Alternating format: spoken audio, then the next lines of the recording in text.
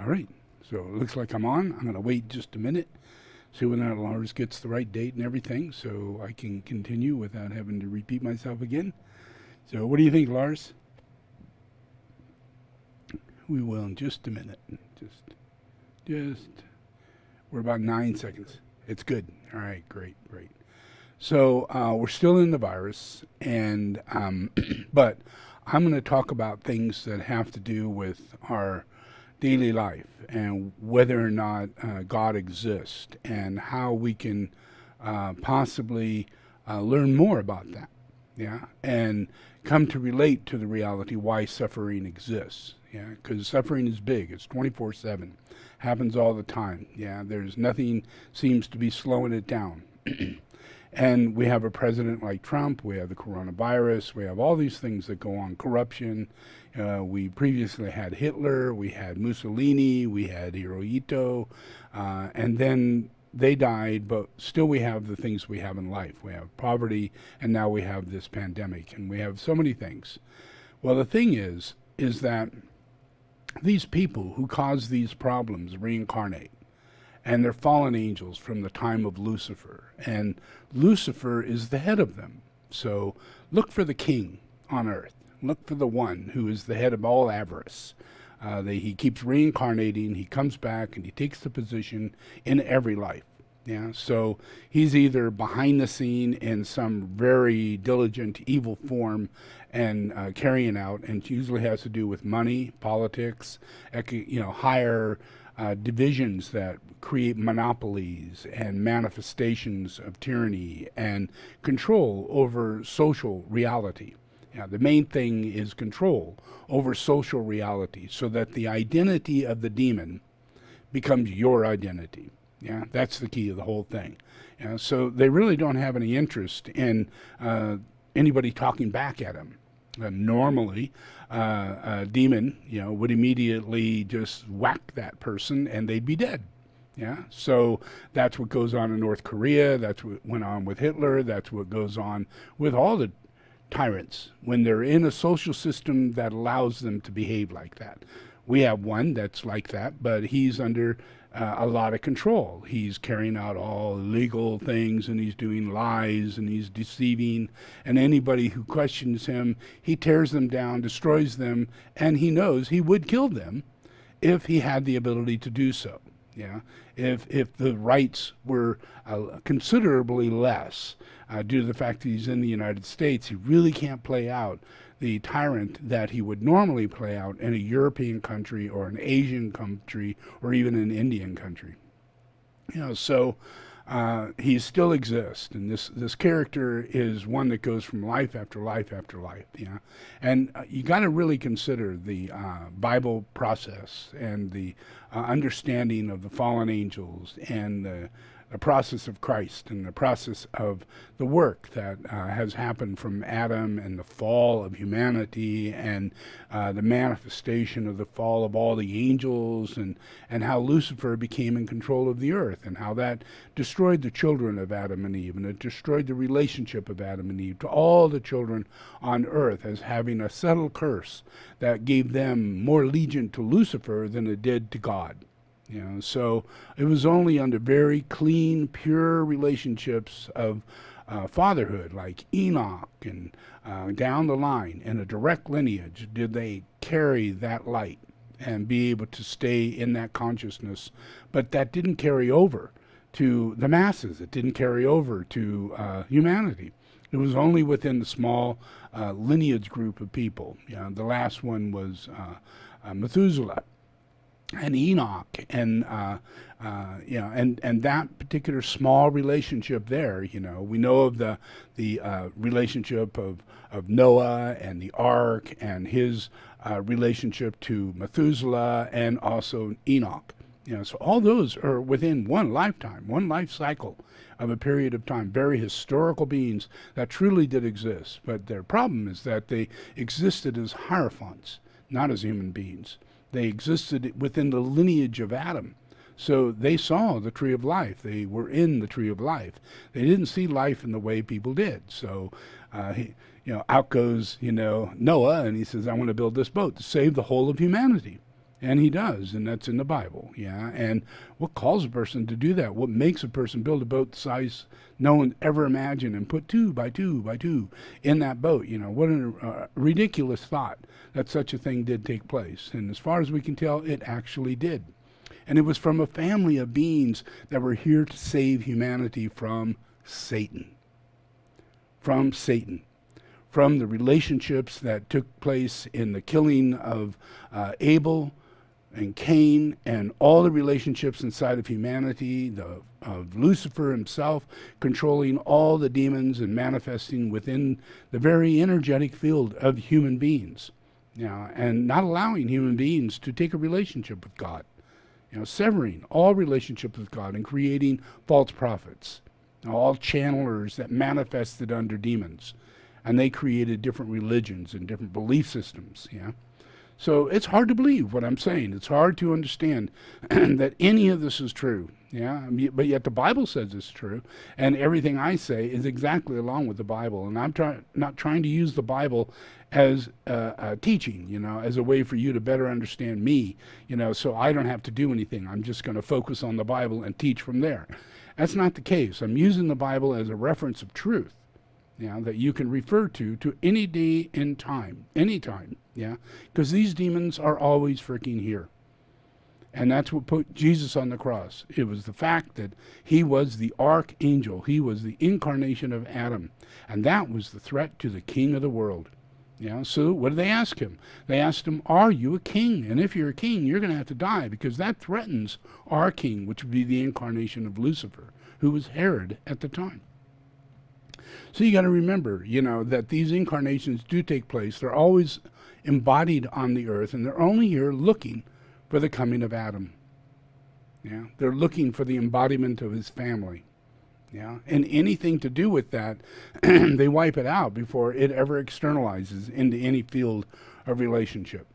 So how do you verify this? How do you know whether or not any of this is true?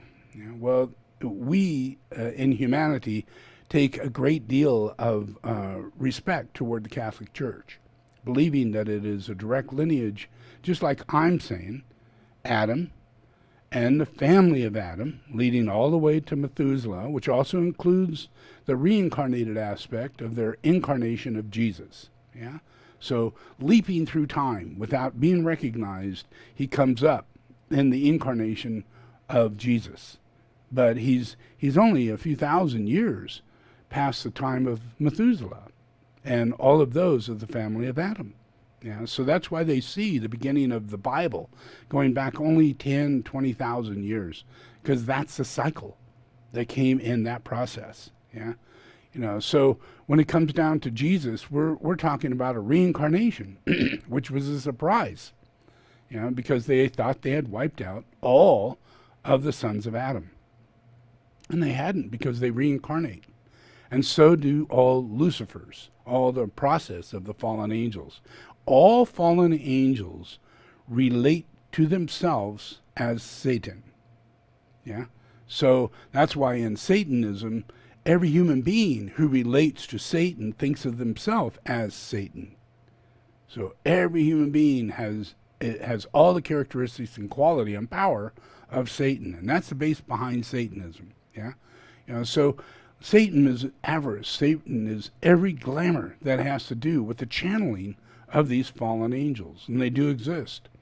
So to know that they exist, you got to kind of uncover it, because they're not hidden. They're right up front. They are the evilest people on earth. They're literally physically incarnated, and they come quite often in facade. In other words, dressed as a saint, or dressed as a movie star, or dressed as a singer that just is flamboyant, and makes you think in your mind, oh, those are just qualities of a very special characteristic. But really, it's a quality of a fallen angel, and they have no qualms whatsoever of being completely selfish and identified in that selfish characteristic. So they're very unique in themselves, and they become very, very famous. And this goes all the way down to history. You can find this throughout time, that when you're in league with the devil, you get gifts. And those gifts create your character.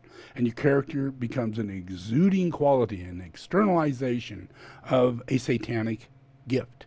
Yeah, and that's a glamour. It becomes a manifestation. You become that manifestation of that glamour. Yeah, so you can have a series of hundreds of glamours inside of you that are manifesting. That makes you more and more and more famous. And that energy exudes into capitalism. You capitalize on materialism. You capitalize on the ability to control matter and all things coming to you, because demons are selfish. So when you're possessed by demons, the glamours of demons, you become the ability to manifest everything. You can, nothing stops you. Yeah, and then you have hordes and hordes and hordes of fans that are all just part of the legions that come in with the relationships of demons.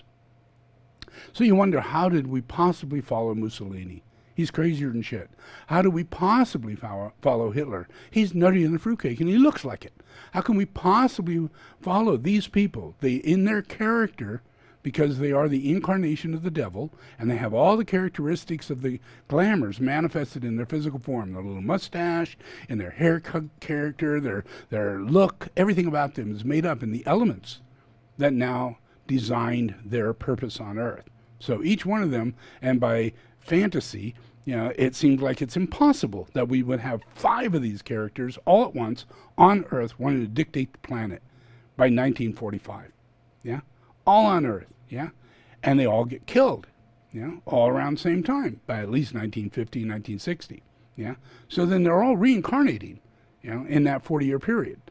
So imagine from 1940s to about 1955, these demons reincarnate, and now we have enormous numbers of things going on the planet that is highly suspicious, and are highly directorial, as though we're inside of a movie. And there's the Pope, there's Sai Baba, there's all these, the Dalai Lama, and he comes out into America and into the world and becomes a world teacher, when before he used to be hidden. No one ever knew he existed.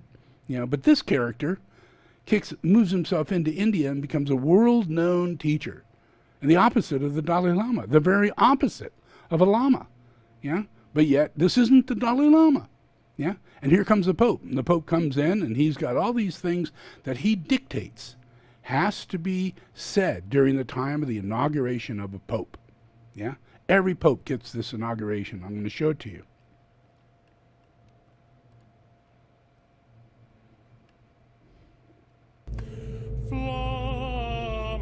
Seus Lucifer matutinus inveniat, ille inquam Lucifer qui nescito casum, Christus filius tuus, qui regressus ab inferis, humano generis serenus iluxit, et tecum vivit et regnat in saecula saeculorum.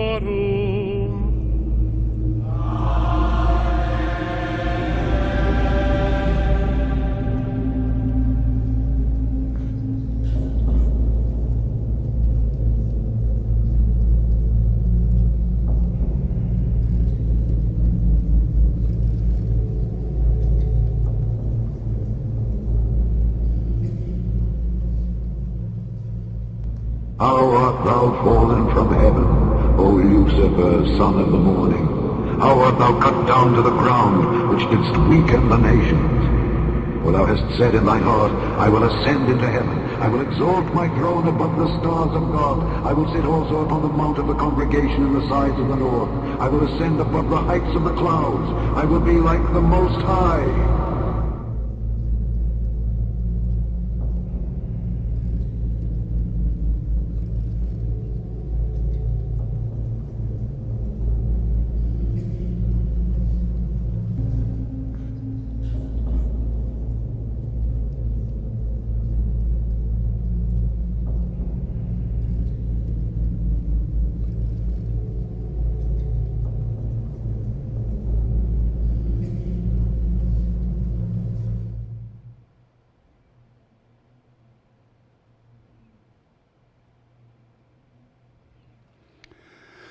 So that's the Vatican, the largest Christian church on earth. Yeah. And yet no one talks about the fact that their God is Lucifer, Satan. And if you go to their church, and you go there every Sunday, you'll hear them say this. They do this prayer, they do this ceremony, they light the candles, and they unite Lucifer with Christ. And they make Christ the son of Lucifer, and Lucifer God.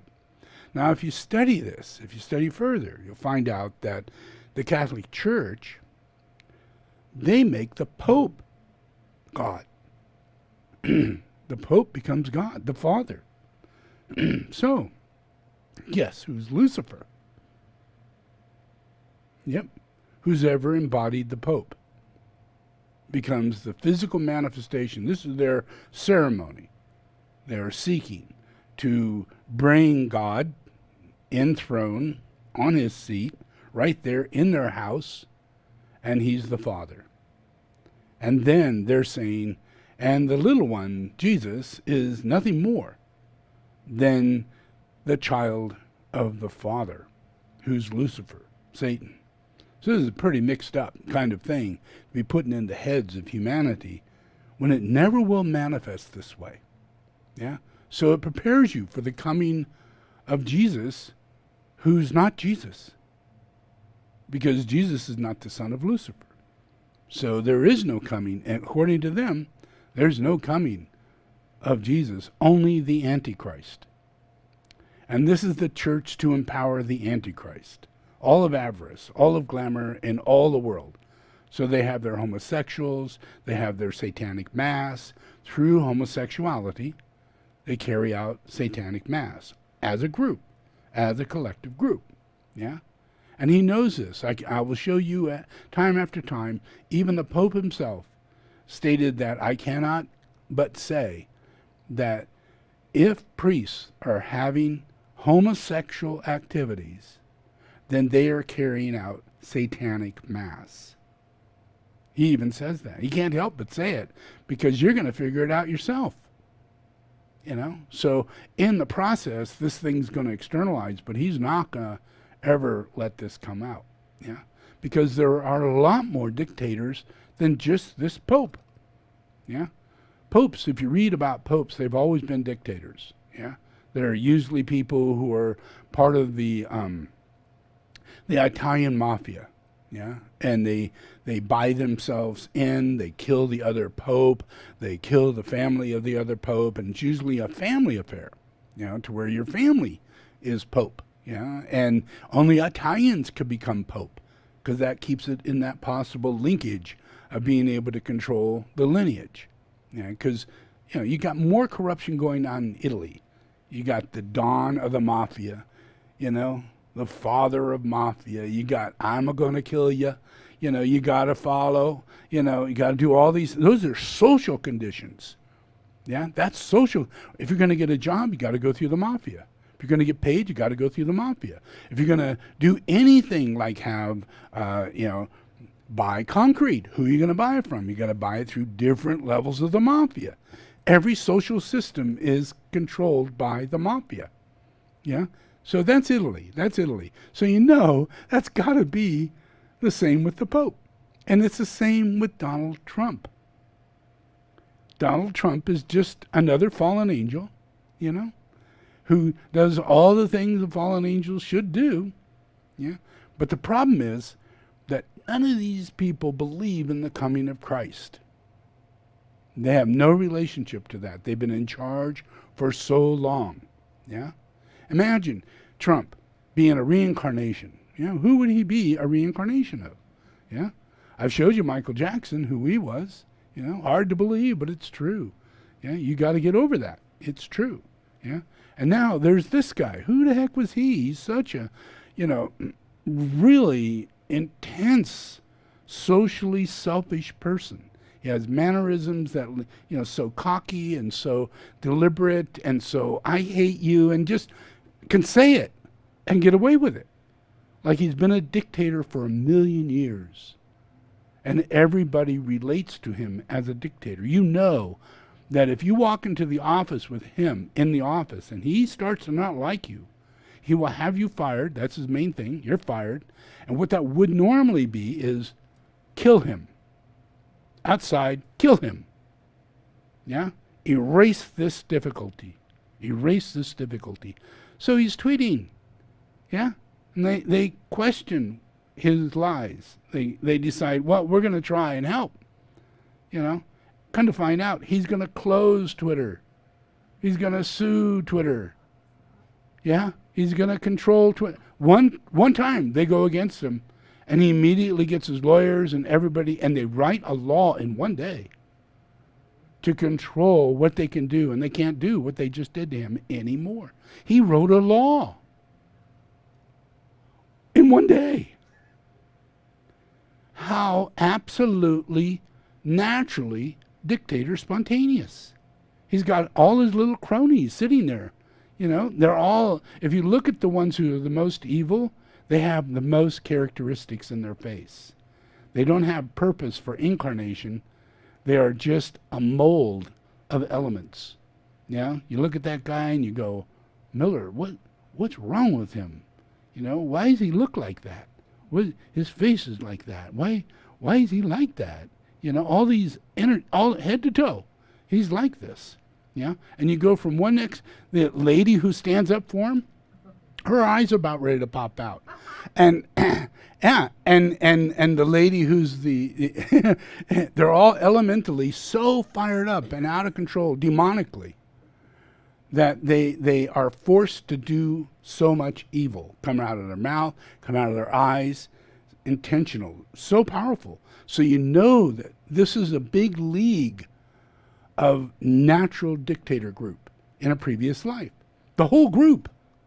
The daughters, the sons, the grandsons, the uncles, even the person who's in charge of law, you know, that's in with him right now. He's part of the group. He incarnated about the same time. They all reincarnate. It's not, a coincidence. This shit happens because it's in control of your stupidity of not knowing we reincarnate. They do know. They know. And they are having a ball, owning everything. They own you. You know, this guy, Trump, he can have sex with his daughter. He can hire prostitutes that look like his daughter, and he can live through his entire life. And even though he's sitting in a courtroom and they're hollering at him, he's just going to, do his thing, knowing that, kiss my ass, this ain't going to happen. I am Lucifer. You can't touch my ass. And he knows it's a fact. And he knows his daughter is Lucifera. Yeah? And he knows that all these elements of Lucifer, daughter, son-in-law, even the youngest daughter is manifesting into another elemental. She has no way of getting out of it. His wife is turned into a dark ring-circled baboon. Yeah? Looking like a raccoon, Yeah, those are decisions that you make because you're elementally out of control. Yeah? Anybody else could look at that and go, oh, a little too much. A little overboard. I mean, she is a model. Models are aware of this shit, But she's now with Trump. So what he wants, he gets. Yeah? Everything. Yeah? So you got to look at this guy. This is his previous incarnation. Who are working to make America great.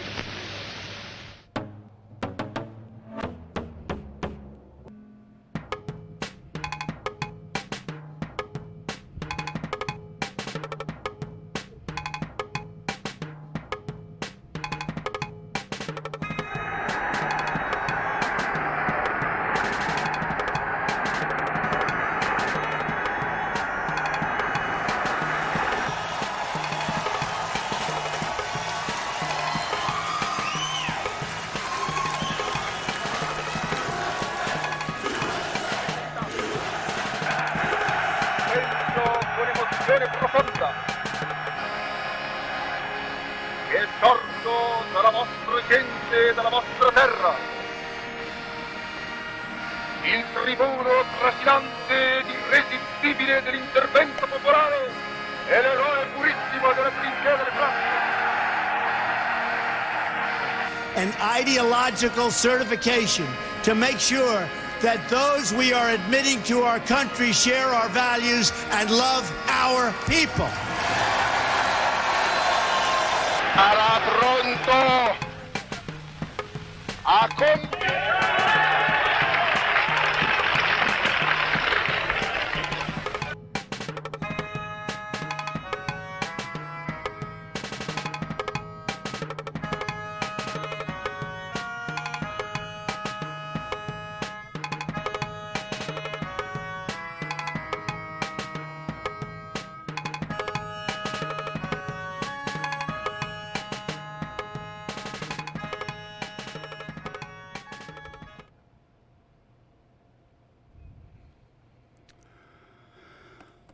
Yeah, it's a serious scenario, and this is the way it always is. We're not like, oh, did that just happen?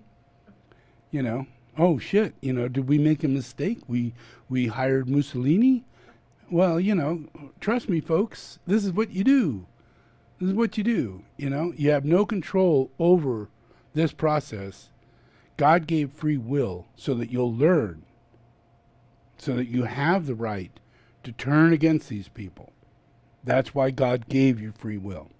Yeah? You know, so it's just a matter of me helping you understand. Reincarnation exists. Our past history existed. We can't, you know, you can't say, well, Hitler didn't exist. And after he died, he went off into a mist, you know, according to many stupid teachings. Yeah? Either that or he went to hell. You know, he's battling out with Satan in fire. Yeah? Yeah. No, he comes back, you know, and this place stays hell as long as these people rule the way they do, because that's what they rule. They don't rule heaven, they rule hell. Yeah?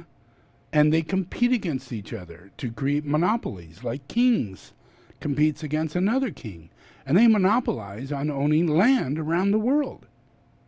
Yeah? And then we have things like Hong Kong, wondering whether or not it will ever find freedom because it's on the border of China, and China's saying, 2047, you're ours. There's no way out of it. That's because that dictator from England, the Queen, took Hong Kong, made it what it is, rather than make it an independent country, and then gave it back to China so that they would have less hostility from China. So England could go about their business and negotiate financial dealings with China, and China wouldn't go against them.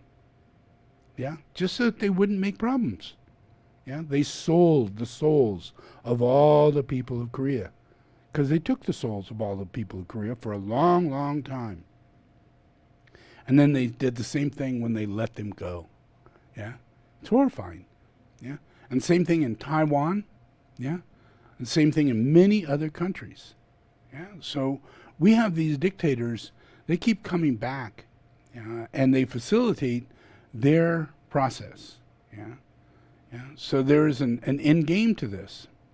Yeah, the end game is me. You know, my process of being here. Yeah, and they're here, they got their thing, they do what they do, but I create the new group of world servers who I save, yeah, and I spend personal time with these people, yeah, and I heal them, and I teach them to meditate, and I teach them to stay away from society for long periods of time, yeah, and don't sit with other teachers, live your entire life just with me, yeah, and get past that and come out the other end, and you will have 50 to 100 younger disciples, people after me, after I die, that will come to you over my grace. And that'll create a larger unit, a larger group. You know, and that becomes Kaju, and it becomes all these different lineage of masters that I established. Yeah, so all of that is hundreds of thousands under each and every one of those master units. And those become the new group of world servers. And they're not going to, once they receive their third or fourth initiation, they're not going to sit around in a cave and meditate for the rest of their lives. They're going to come in the incarnation of Maitreya. And they're going to live out active lives that are going to fight against the system and these social structures that are dominated by Satan. And we're in big enough numbers, and a plan that's been established through science, technology, and advancements that's so much far greater, it's like we're extraterrestrials. We're blowing the minds of everybody. They think, how can you do this? How is it possible? How can you get so much support? How can so many people gather together and make this happen? When you've got all these demons going, no, we want more nuclear. We need more coal. These poor families aren't dying fast enough. We need to keep coal going. You know, and we need to make sure steel's still running, even though we don't have the materials to make the steel. We've took them all. But the demon will walk in there and say, yeah, but we still need it. So trust us. Like the Dalai Lama. The Dalai Lama will say, do not unpack your bags. Do not change your visa. Do not have an Indian visa. Do not secure another visa. Yeah? Stay with our Tibetan visa that is not legal in any country. Yeah? Stay with that Tibetan visa. Yeah? With a Tibetan country, with a government that is not legal in any country. Yeah? Stay with that. Trust me. Stay with that. For 50 years, they stayed with that. 50 years, people never changed their attitude. No, we're going back to Tibet tomorrow. No, they're going to let us back in. We're all just going to grab our bags and head back. You know? We shouldn't change our visa because we're going to be Tibetans tomorrow. And yet none of them get to become Tibetan. They live out their lives and they die and they suffer. And then they're told the protector that was going to protect you if you ever did go back to Tibet. You may never practice any practice with that protector of Tibet. You can't do that anymore. That's illegal. We don't believe it.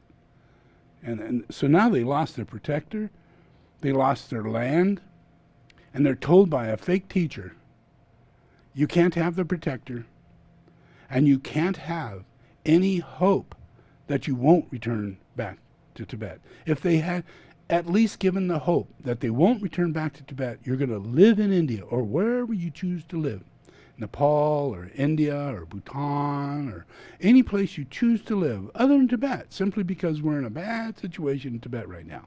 Yeah? But if they were given the freedom to get another visa, another passport, and change their identity, yeah, which most of the Rinpoches did. Most of them have Canadian passports. They can travel anywhere, you know, and they make that decision because they don't believe in what the Dalai Lama is saying. It just doesn't make any sense to give false hope to people and make them never apply, never try to settle in where you're at and find life and find peace. Yeah? Always pushing people to do what they shouldn't really do. You know, and that leads a lot of people in Tibet to be very angry, thinking that, you know, Tibet is not being allowed to be the Tibet that it's meant to be. And it's only because he's saying that everybody's supposed to go back to Tibet. And if you just leave it alone and let people who are there live the life that they're to live and calm down, all their Tibetan religions would go back and flourish. Yeah? It's only due to the focus of this false teacher that's saying, you know, we want the country back, we want our country and our legal system and our government and everything placed back, and I want to be in charge. You know, all that is what they're asking for, not just for people to go back to Tibet. You know, so there's a lot of these dictators that are dictating. They want to continue the dictating quality that they did before. And we're in a time toward that is being abolished, wiped away. It doesn't matter if you're the Pope. You're going to have to give us your priests. You're going to have to show the proof that all you guys are pedophiles. Yeah? And if you don't, we're going to have to come in. Yeah?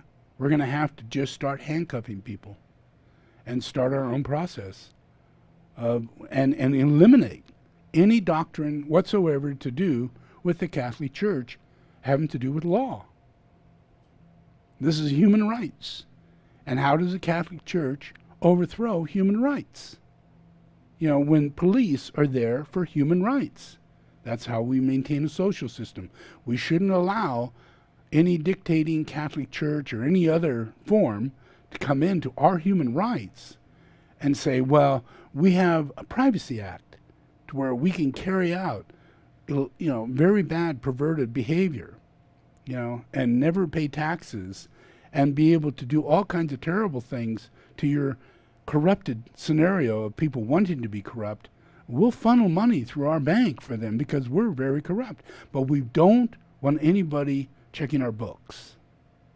You can't do that. So we're going to write a law. In our country, our law doesn't allow you through our gate. Our law doesn't allow you to look at our books. Our law doesn't allow you to talk to our priests. Yeah? We'll just come in with a car and stick them in the back seat and drive them away and take them to our place, just as though you're from another country or another planet, to where you have a law that overthrows the law that you're in. Say you're from Iraq or Iran and you're an ambassador. Well, with those legal papers, as long as you're in their little house that is sanctioned to be Iraq, yeah, then whatever you do there is your law, according to Iraq, not according to the United States. So you can go to an embassy, you can go to different places, and they have the same ridiculous thing. You can kill reporters, which they've done. You can carry on spies, which they do.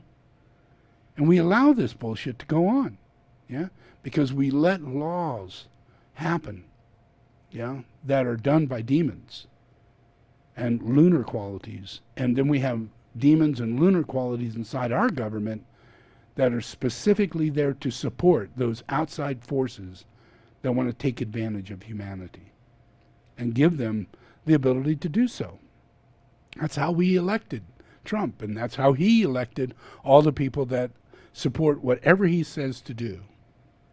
Yeah, they're there just to click right along with the movement, whatever he supports to do.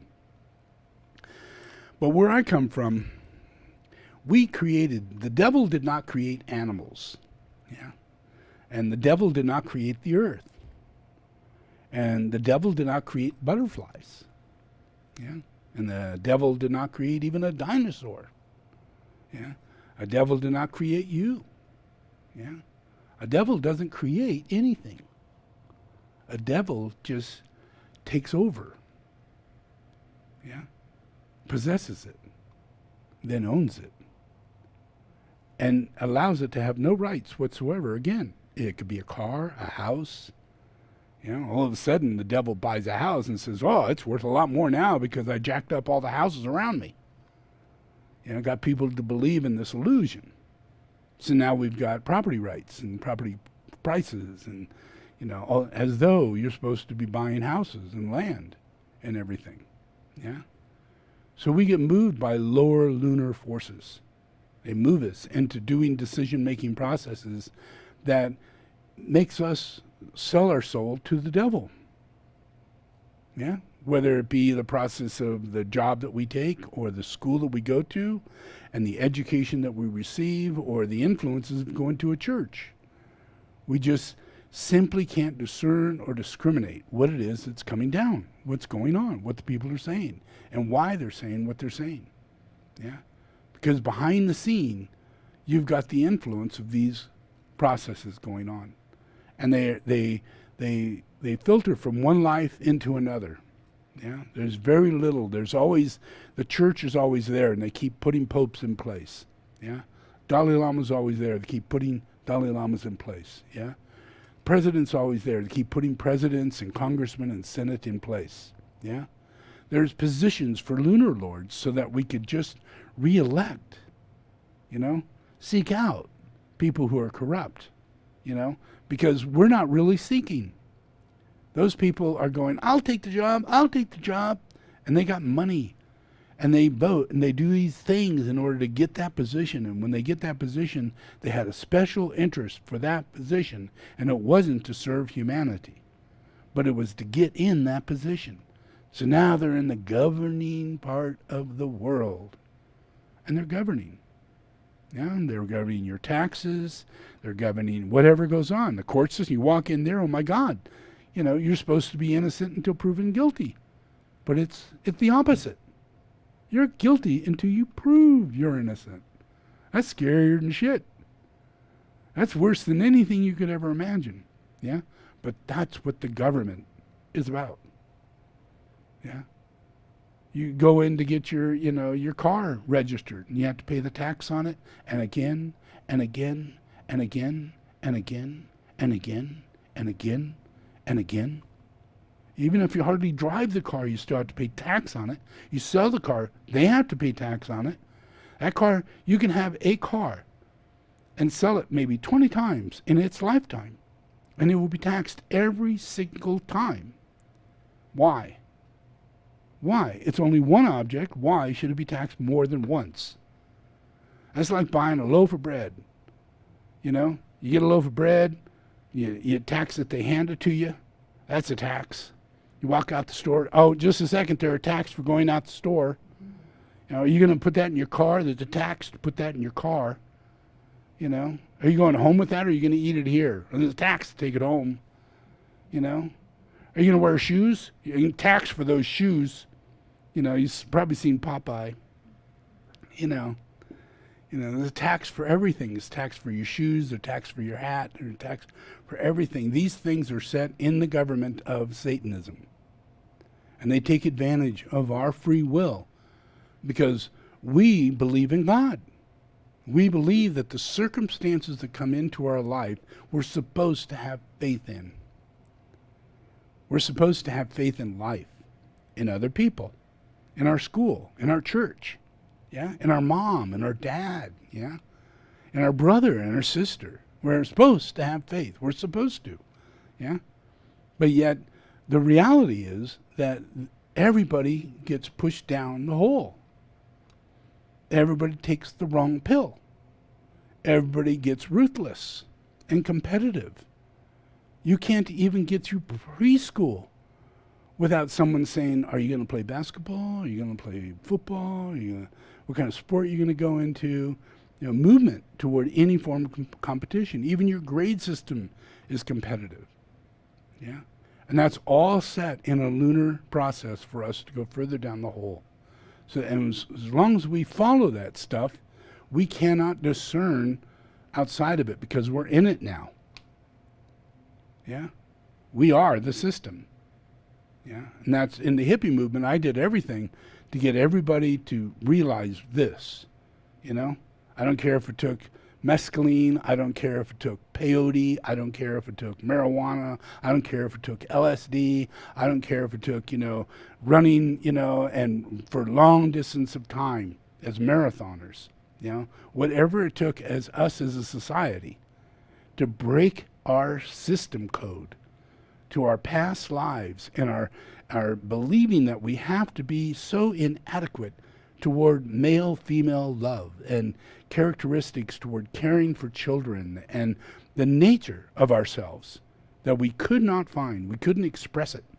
Yeah? Women couldn't express their needs. Men couldn't express their needs. And women never fulfilled their needs, and men just simply didn't get to fulfill their needs. So everything kind of always falls apart because really no one in our system up to the 60s had any idea of what people's needs were. And it wasn't until the hippies that we started talking it out. And we started experimenting. And we started checking to see, well, what makes you happy? What would you like? Sure, I'll try that. If that's better for you, I'll try that. My gosh. Oh, of course I'll vacuum. Yeah, men vacuum. I can vacuum. My golly gosh, that's a terrible thought that I can't vacuum.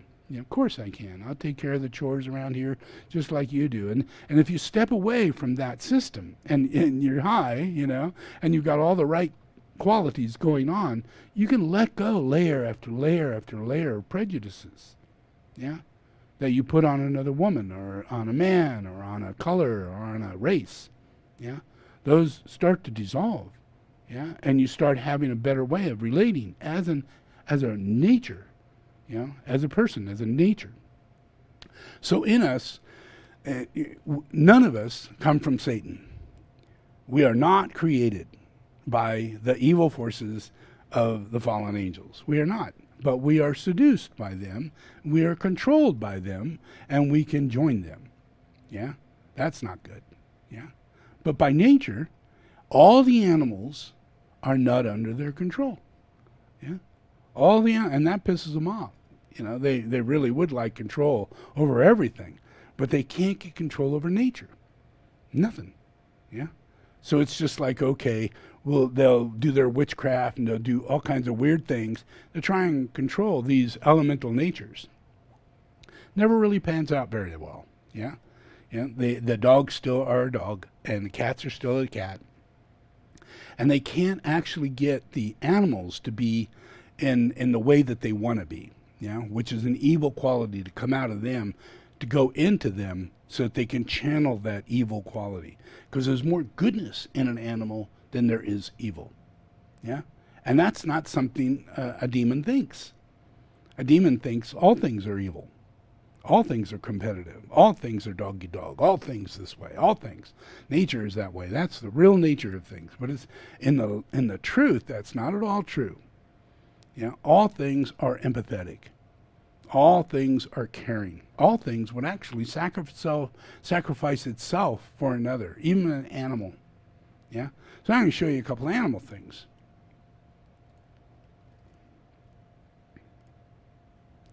I think this is really cute.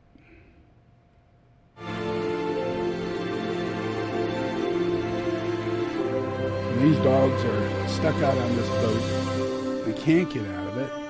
The dog swims out there, grabs the rope, and pulls them ashore. This dog jumps into a pool, can't get out of the pool. The dog is really freaking out. It can't get it out. Doesn't know what to do. It sees it's got to go to get out of the pool and get the dog. And it does. And it's so freaked out, it drags it so far because it's really nervous and still all that adrenaline's going on. This duck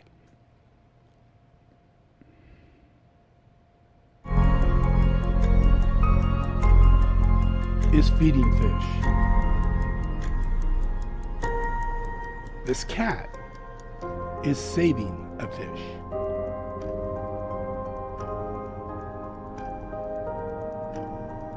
This horse is feeding another horse.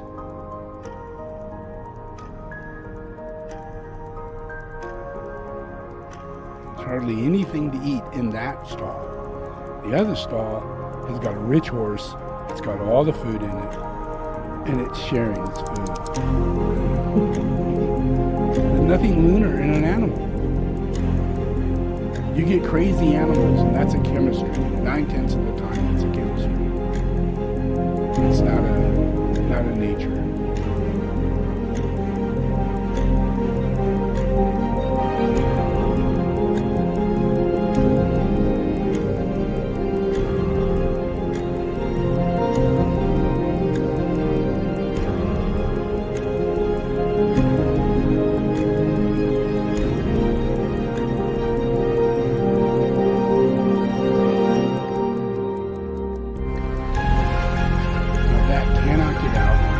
Slipping on rocks. He's a little goat, and the pig jumps in the water, swims up to it, pushes it out. Come on, let's go. Come on. And it's out. That's nature.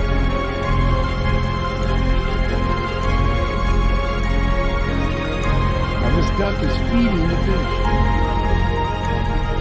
They couldn't get to the food that was dropped on the rocks, and the duck figured it out.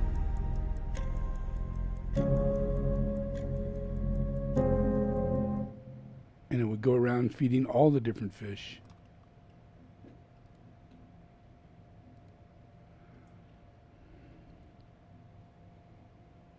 Okay, so that's a little something, yeah? Because what we have here is we have a planet that has God's problem, you know? And it's real. It's really real. And these fallen angels look just like people because they're angels. People are angels. Yeah, we're different than all the other species. Yeah, and we don't have wings on our back, but we have a higher mind. And when we use our higher mind, it's like wings. It raises us up. We can see things that others can't see, and we can touch people at afar, that you can't normally do when you don't use your higher mind. Yeah, you can heal people at a distance, in distance and time and space, using your higher mind. It's not an element of faith; it's an element of light, and trust, and a sense, a natural sense. Just like these animals, who told that pig to jump in the water to save? Who told that dog to jump in the water to save those other dogs? Yeah, who told the ducks feed the fish? Yeah. And yet it's exactly, it's not a matter of whether or not it's your species or anything like that. There is a nature that communicates in the animal kingdom. It also happens in the human kingdom. So what I do is that I foster that nature. Yeah, I know that it exists. I know that it's there. Yeah, and basically there needs to be the tools for the nature for them to respond to. Like there needs to be a boat, and a rope for the animal to grab onto. So the Lord provides circumstances for whether it be an animal or a human being or anything to find its way to safety. And so the Lord communicates between these animals. Yeah, and the Lord provides the objects, whether it be food on a rock or the fish is just sitting there and the cat could just go like this and knock it over and get back in the water. Yeah, it provides the opportunity for the animal to realize that this is what goes on. And it's really uplifting for that animal. It's a very uplifting thing. They don't go back, they don't make a major friend out of it or a big deal about it because it's nature. Yeah, and they're being moved by the Lord. Yeah. I could show you so many where dogs go out in the middle of the road and they drag a dog that's been hit off the road, and then they cover the dog with their body in order to make sure nobody hits it again. Yeah, and looking up all the time, looking to see if anybody notices, and maybe they'll come over and help. Yeah, I can show you video after video after video of animals do that for other animals when they're in need. Yeah, so we're the same. But it requires our ability to be in an environment that allows us these natures, these qualities of natures. And when you're in a world where you go life after life and you just get out of Hitler's scenario and you incarnate and now you're duck and cover, and it doesn't make you feel that comfortable about what's going to go on. So those things have to be cleaned up. That's my job. So I have to clean up. No more duck and cover. Yeah, no more. Yeah, even though there's nuclear weapons out there and there's crazy people that might do it, but in reality, all the lunar lords. You need to stop threatening with nuclear attack, and they did. Yeah, and then we had extraterrestrial abduction. Yeah. And we had books made of it. We had movies made of it. We had lots and lots and lots of people say that they had been abducted and verified, as well as we could possibly verify. We didn't get aboard the ship. We couldn't verify certain acts of it. But there were so many people making these claims and going through life with so much difficulty, children and older people alike, all going through this process. So abduction was happening. Yeah. And I went through the process to stop that. And it stopped. Yeah. So we have no longer nuclear war attack, which was consistent, and we do not have abductions, which is a very scary, dark, looming thing. If everybody's being abducted, you never know if your house is safe. Yeah. And then there used to be the process where there'd be ghosts knocking on the doors in houses and scaring people by poltergeists and other forms. And that was heavy from the 70s, the 80s, and the 90s into the year 2000. So much that there was documentaries of people having these things go on, movies that were about the documentaries that were going on. I even know people that they went in and they documented, them and their family of having all these things go on.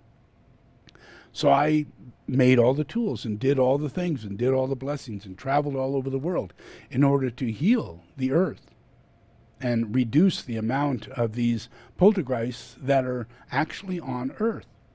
So we have a very small number of people coming in contact with these things in houses or in any events that there used to be a lot of this activity. Yeah. So that means our environment is being cleaned up. Yeah.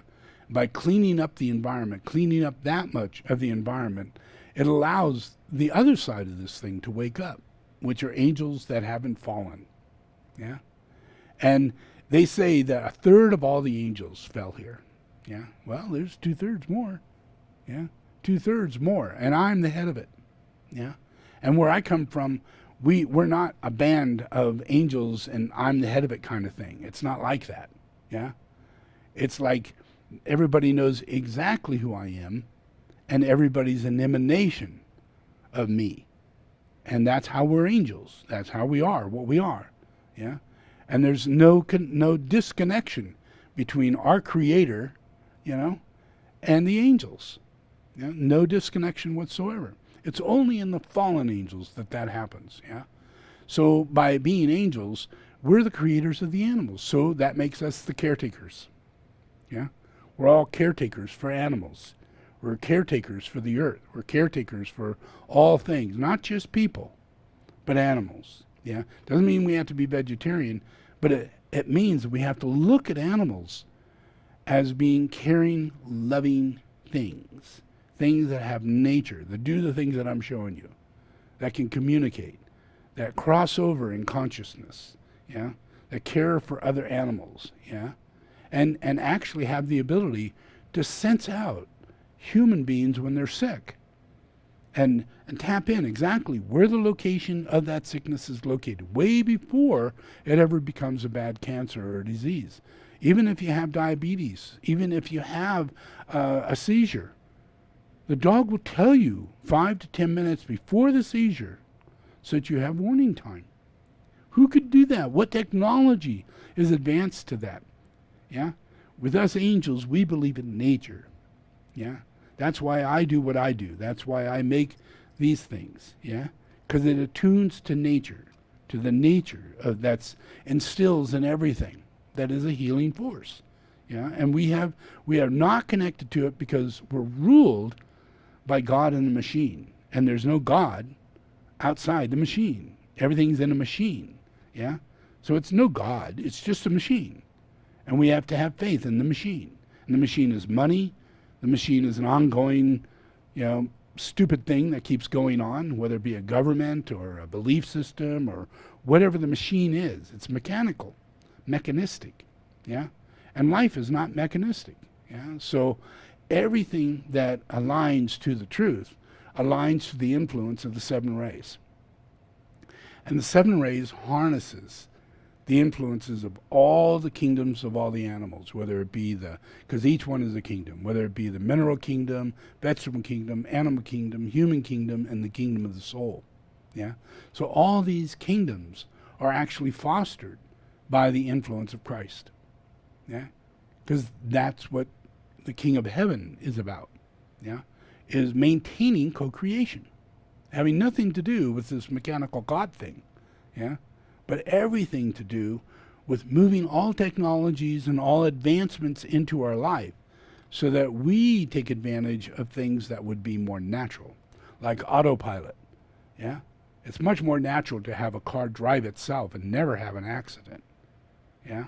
It's much more natural to have technologies scan us and be able to tell us, that we have diabetes and this is our level of diabetes and this is the foods we should be eating. And if we eat any wrong food, we immediately are told, don't. So that you can, because you can't stop your habits that are held by these lower elementals. And that's the light technology that will tune in to our body and tune into our chemistry and tune into all these things that will allow us autopilot in a way. Yeah, where we're not ruled by anything but we are given the technologies of sensory perception. It can sensory perceive driving, yeah, and being able to keep us on the road and put us in a safe situation. And all future technologies can all be advanced under that. So now we have cars that are coming out and they're only $10,000. Yeah, and the batteries only cost $100 for all the batteries in the car, and they get 1,000 miles and 50 million miles to a car. Now, these are all things that will come about because we're staying with this light technology. As technology advances, it stays light technology, and every car becomes the same kind of car. They're all on these skateboard-like battery assembly situations, and you can throw anything on top of that skateboard that you want it to become, a van or a semi-truck or a car or anything. All comes designed out of that relationship. And there's no wires or mechanics or anything because it's all Bluetooth or something, telling the tires what to do, yeah, telling steering what to do, telling your lights what to do. There's no wiring to the lights. It's all just communicating, yeah? And it's communicating with the car next to you. And anything you got planned going on, this car knows about. So now you know you're going to go this direction. Other cars know it's going in the similar direction. And all of a sudden you're all driving all together because you're communicating together. That's sensory. Yeah, that's sensory. That's allowing freedom of spontaneous senses. Yeah. Right now, we are led by Dark Lodge that says, no, we have to drive the car. We have to push the pedal. We have to do these things in order to make sure we're God in the machine. We're the personality. We're doing these things. Yeah.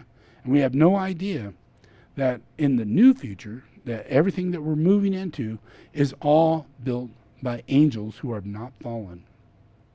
Yeah.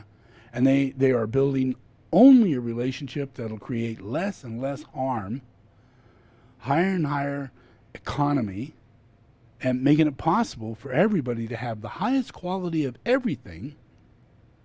Your house, your car, your food, your environment, even your relationships, the highest quality of everything at no cost whatsoever.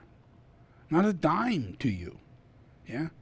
Because of the everything being so productive and so simple in its non-complicated form, being God in the machine, it's complicated.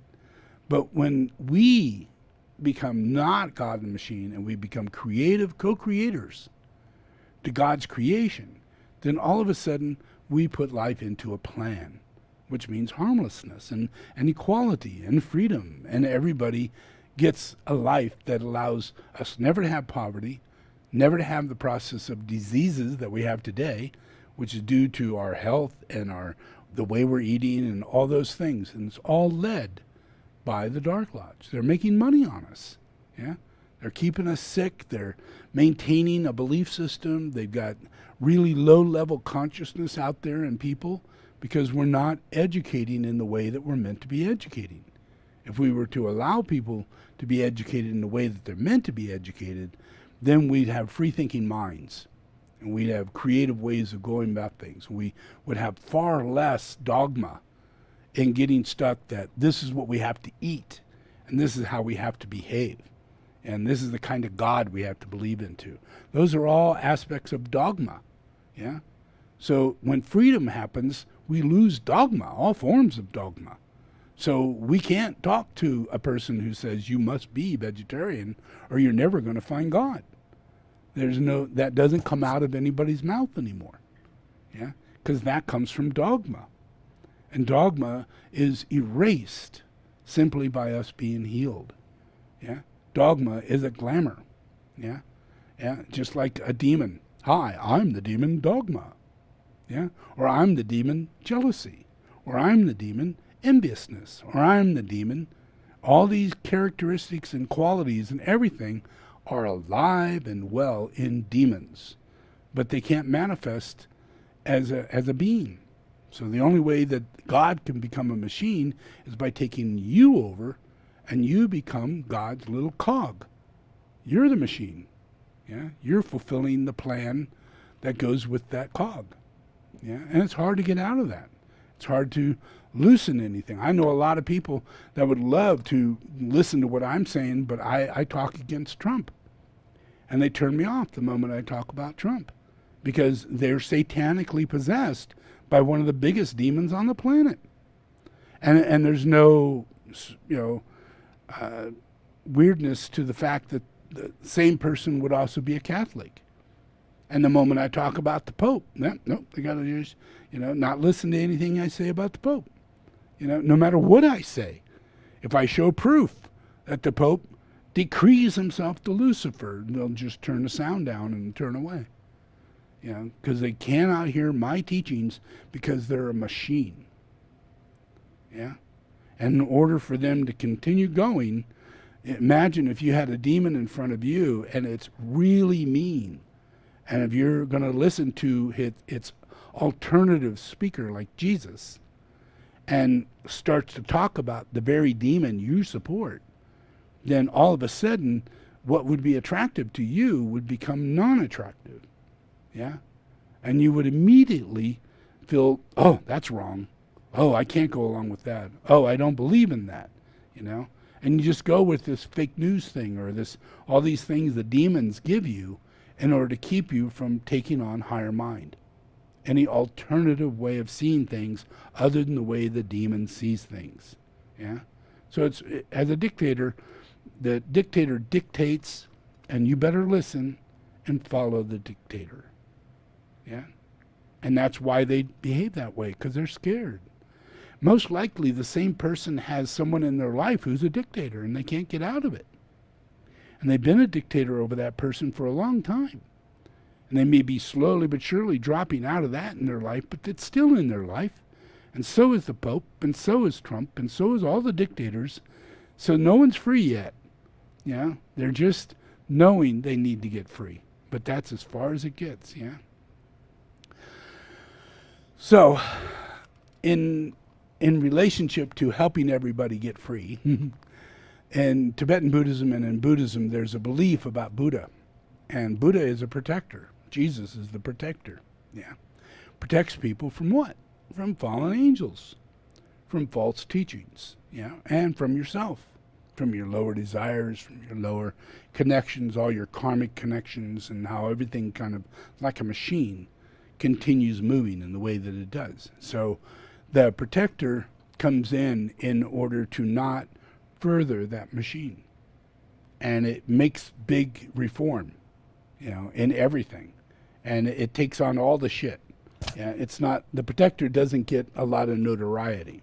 Yeah, doesn't even get pointed at as being negative. Yeah, just empty. Yeah, but it's the protector. Yeah. So in Tibetan Buddhism, there's one of the biggest lineages in Tibetan Buddhism is the Gelupa Sect, and one of the top monasteries of that lineage is in Lhasa, just near Lhasa, and it's one of the it's like Drepung Losling, is one of the biggest universities, and there's a university in India that's Drepung Losling. Out of that is many different Khamstens that represent different monasteries throughout Tibetan Buddhism and different lineages of those monasteries. And then one of the top lineages there's probably about 20 of them that are the singular number one lineages. And Ngari Khamsten is one of the top lineages. Lumbum is one of the top lineages. And Lopa is one of the top lineages. All of these are Maitreya Khamstens. They all foster Maitreya, the coming teacher. They're all disciples of either the Panchen Lama, direct lineage to the Kali Chakra, and in previous lives, they've all had that one interconnecting thread, which would be me as a teacher or one of my disciples. Yeah. So basically, the Panchen Lama is the one that holds the thread for Lopa Khamsten. And Lopa Khamsten is the biggest Maitreya monastery in Tibet. Yeah, big. And it's connected to Sera Ling. And Sera Ling is like Drepung, except that it's built by the heads of the Gelupa Sect, including the Panchen Lama. And all the teachers that were of the time of Tsongkhapa are off, that they give their light into these monasteries, Drepung, Sera Ling, and these particular monasteries. So they hold the light of the coming Maitreya. Yeah, they're the last lineage holders, which would be Tsongkhapa, and out of that last lineage holder, it comes all these other lineages. Yeah, that hold that. So Ngari Khamsten holds a manifestation of Maitreya. Yeah, and that's my Khamsten. Yeah, and it has a statue of the growing Maitreya. And then this one is the one where tens of thousands of the highest lamas of Tibet go there to pray for the coming of Maitreya. Yeah, so these are the heads of that Khamsten. They sent me a nice letter, and since I'm the head, yeah, and this is what they wrote. I'll just read it to you. Dear our beloved His Holiness Buddha Maitreya Rinpoche, first of all, we hope this letter finds you in good health and spirit that we always wish and pray for. May you be healthy forever for the well-being of humankind, and especially those of sentient beings who await your blessings and magical powers. You have been the keystone of Gelupa Khamsten for many years, and still you are the only hope of our future well-being. May your selfless work expand further and reach beyond to illuminate the suffering of human beings. We feel that you are lucky enough to have such a supreme protector like you, and abundantly receive your blessings all the time. Currently, the entire world is under the threat due to the pandemic. Numerous lives has been taken by this COVID-19, and millions are affected by the same. To curb the spread of the virus, most countries have imposed certain rules and regulations. Our Highness, in the midst of such scenario, your health and safety are the highest concern for all of us. We wish you are taking care of your health, as your health and safety are a very important matter for all of the Sangha members of our community. Therefore, please take care of your health for all of us. On every Wednesday, we arrange prayers for your good health and for the fulfillment of your success and far beyond, and for the immediate relief of the entire beings from this ill and consequences of the pandemic. Your Holiness, your prayers and wishes will always be highly beneficial to prevail for world peace. Here, the government of India imposed nationwide lockdown, and we are unable to attend regular classes and prayer sessions, but we are trying to regulate the usual routines within house premises. However, the entire Gelupa Khamsten monks are in good health, and we are trying our best to keep up with studies as usual. All these are due to your blessings and compassionate support of your Highness. Last but not least, on behalf of the monks of Gelupa Khamsten, we wish you live long and successful in all. Because of your immense love and extensive support, we were and are able to sustain our daily lives in the best possible ways till now. We wish you can continue the same future for the sake of our Sangha members as your loving sons, and for those of every living creature who need your invaluable blessings. We are in need, very grateful to from your body, mind, and soul for all your help and support so far. So please let us know that anything we can do from here anytime. Sincerely, your monks of Gelupa Khamsten. So that's the head of all the monasteries of Tibet, and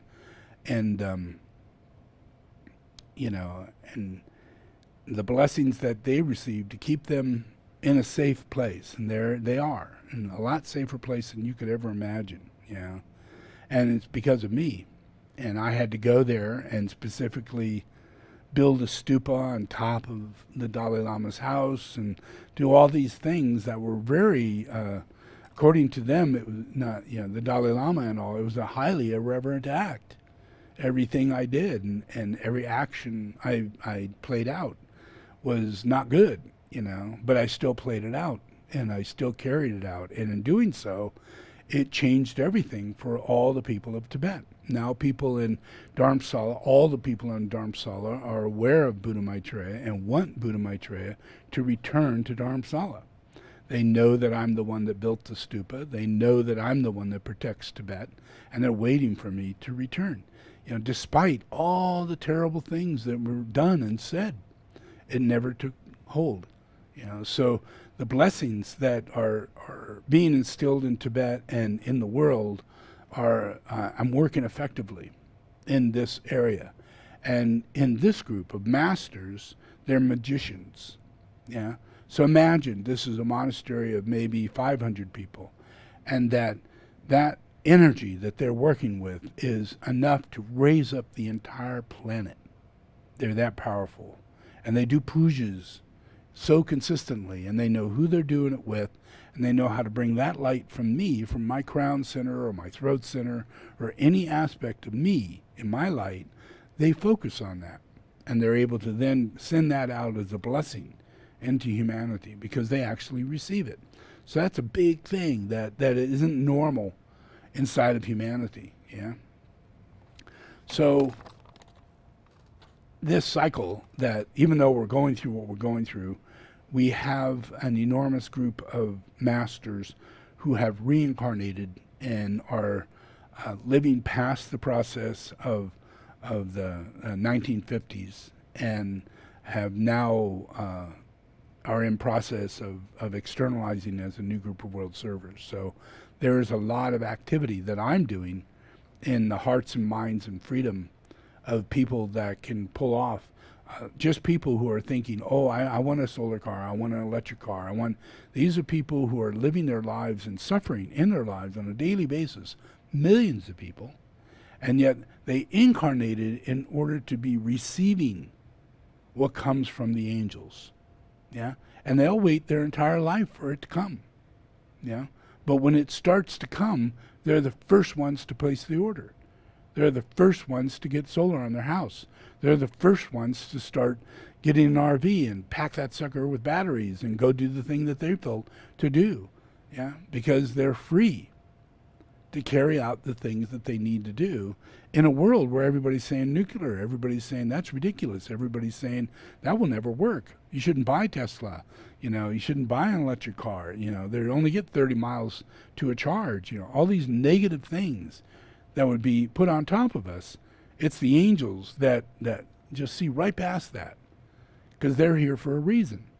So when that time comes around, and these people live and reincarnate, so even though there's many of them in their 60s and 70s now who's doing everything to support this, and they're going to leave and come back, by the time they're 15, they'll be infinitely in larger numbers.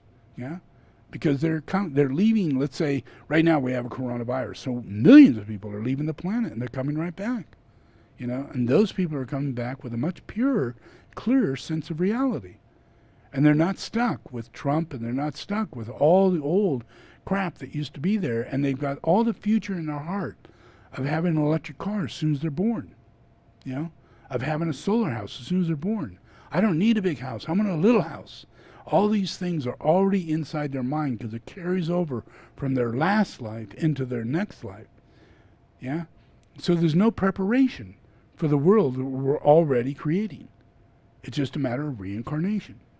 And you foster this in a series of things that are coming out in life and people die, then they're immediately ready for these things. They're not ready for dolls and toys of murder and guns and stuff like that. They're much more ready to do the things that they want to do. They want to become engineers. They want to go into school to provide more electronics, more computer, more robotics, more all these things, whether you're male or female. The moment we get into our bodies, we have a calling to do the things that we need to do in order to get the things that we want to have. Yeah, and there's little in us, there's little. Yeah, because we're coming into a next generation of new schools, new forms of education, more freedom for male or female, more freedom to choose the kind of career you want to choose in a creative way rather than in a specific way. If you go into Tesla, they're not interested in what degree you got. They're not interested in how you were educated. You come in and you go to school once you get there. Yeah? Now you're going to learn Tesla rules. Now you're going to learn how engineering works. Now you're going to learn how batteries work. And now you're going to learn. Now we're all going to get through school. And that's the same thing with iPhone. Yeah? iPhone has a great big campus. And everybody goes to school in there. And they're not caring about what goes on out there. They're caring about what goes on in here and what's going to come out of here. And it's all future. Yeah? It's going to be glasses. They're going to build cars in Apple. There's going to be more cars coming out of Apple than comes out of Tesla. And no one even thinks that. But that's going to be the future. In the next 8 years, we're going to have 2 cars come out of Apple, and they're going to blow away Tesla. They're going to be so freaking cool. And the first car that they're focusing on levitates and flies. Yeah? I mean, that's how far out they are. They're just going, all we need is just the right technologies to come together in time, man. We're going to have a flying car, man. That's Apple. They're just like the Apple phone and all the things. They're really advanced is going to be the next car, way beyond what Tesla has done. And Tesla did what it could do, but we're talking flying. And that's where cars are going to go. Cars need to levitate. Cars need to be on a levitating belt, a relationship of a road that has magnets and magnets in your car, and you pulse and you fly. And you're about a foot off the ground, and you stop like that, and you go like that faster than any motor can ever take you, because there is no inertia. Yeah? There's no wheels. Yeah? It's just a pulse generator. Yeah, and you can go so fast, you can do 900 miles an hour in your car. Come on, that's crazy. Yeah, it's the same thing as being on a monorail that has the same technology, except that you're in a little car that could go a lot faster than a monorail. So 1,200 miles in your car. We better get some roads built very nice with tubes so we could just go flying along in our own individual flying cars. Yeah? And that's the way it's going to be. And it's moving this way by the year 2030, year 35, 40, 2050. And we're going to have so many advancements going on here, no one's ever going to even consider going to Mars. Yeah? We want to live here. Going there would be so boring, so ridiculous, so icky. So ridiculous. Yeah, every bad thing you could ever come up against, everything, no, you can't do this, you can't do that. Oh, we don't even have fuel to go home with.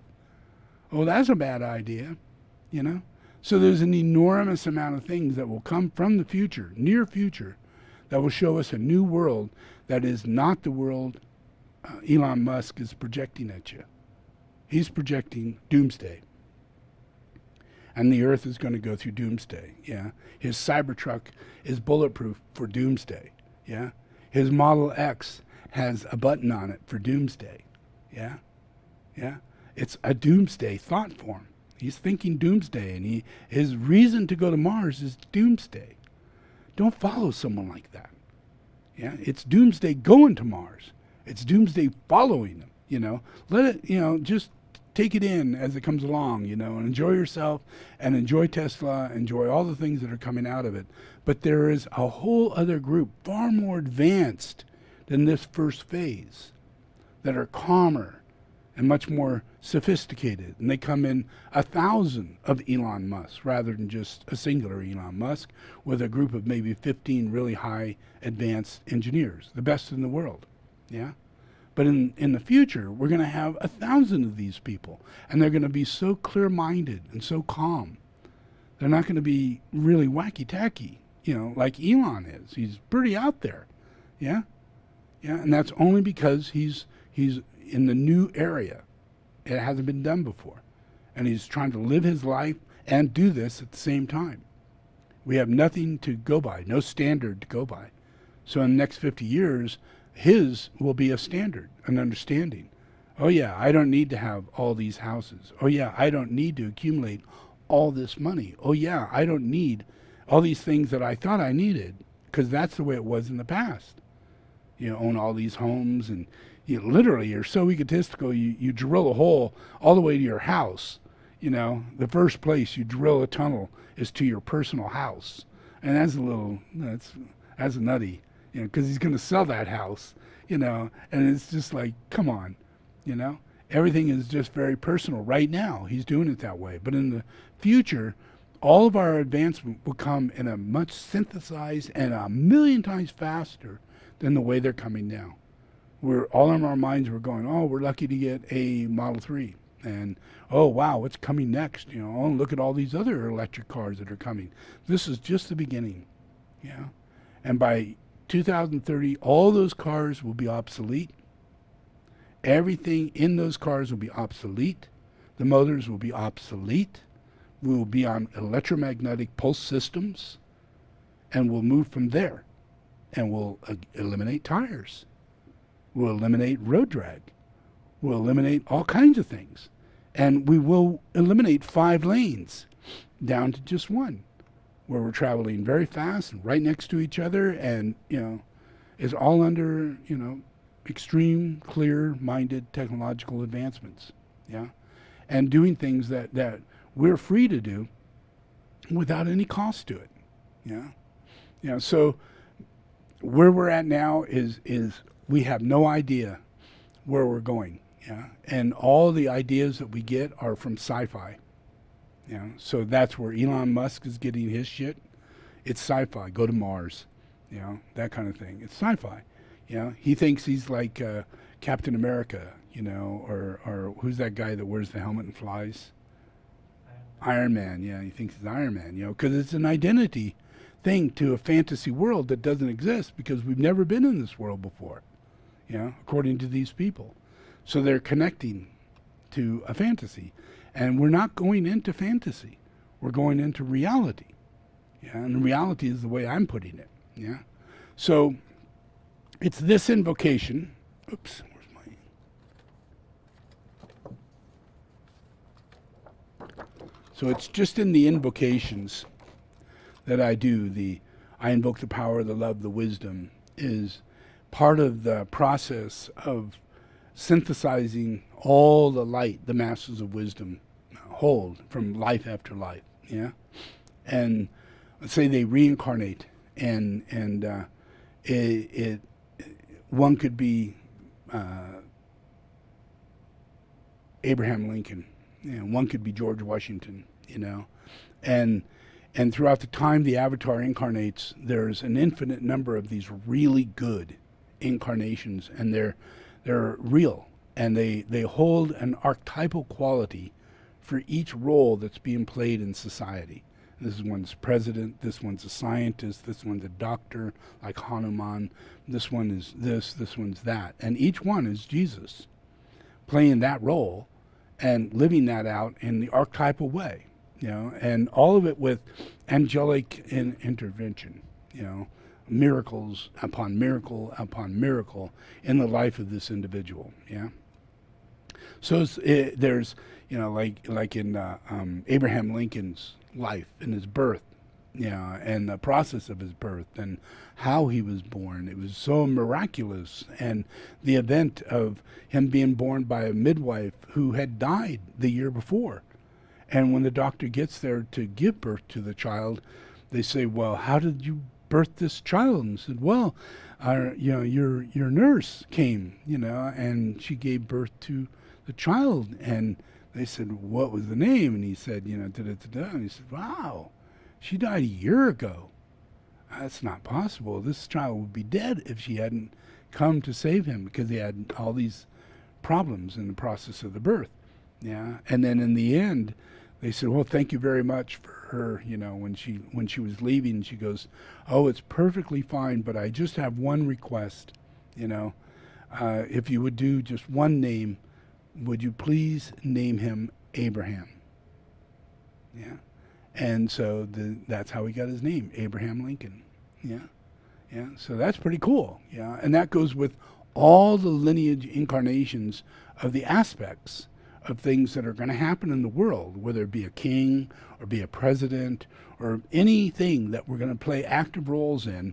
The Christ always comes and plays that part first. And just like in George Washington's case, where George Washington goes through the entire process with the Native Americans and negotiates and becomes friend to the Native Americans. And in that process, he negotiates all the states, their names. He travels the entire states, and he literally lays out the continent of the United States. That's his job. Yeah, he wasn't president. He wasn't anything. He was the guy who laid out the map, iconographic map that laid out the United States. So he had to travel all the way from the East Coast to the West Coast and create a map, for everybody else to travel on. So George Washington laid down the grounds for relationships of all the Indians that were from one location to the next. So everything that happened from that point on, the Indians always related to George as, he's the only one that we trust, that if you're going to talk to us, we have to talk through George, and we might go along with this, things like that. Because he showed he had miraculous fortitude, and he was governed by the Holy Spirit.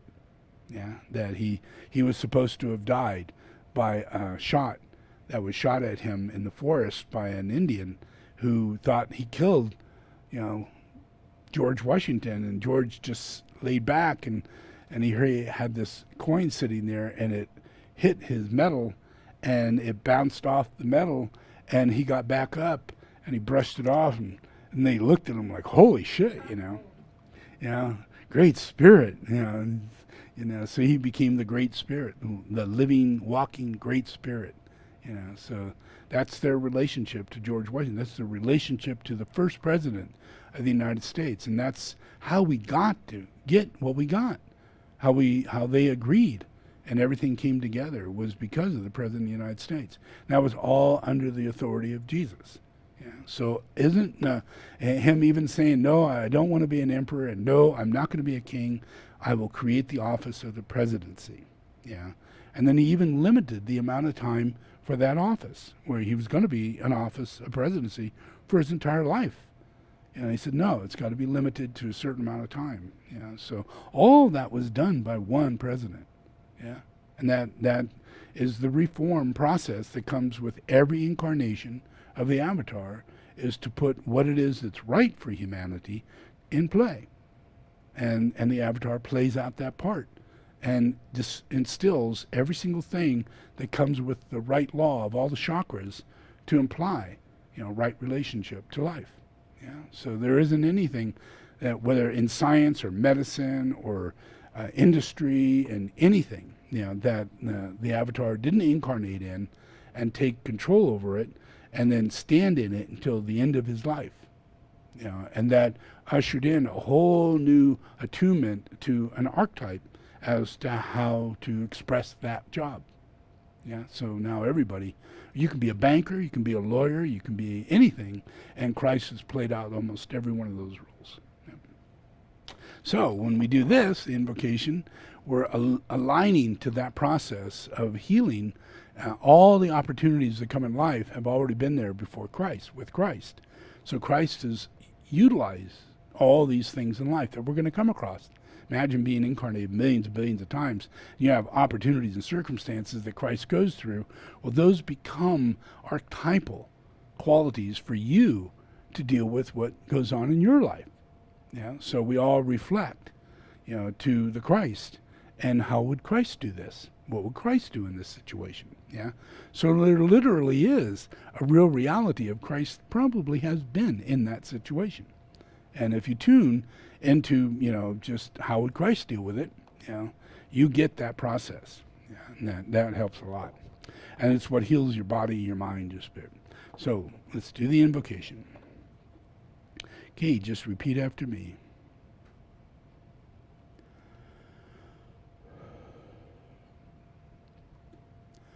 I invoke the power, the love, and the wisdom of my ashram, soul, and monad.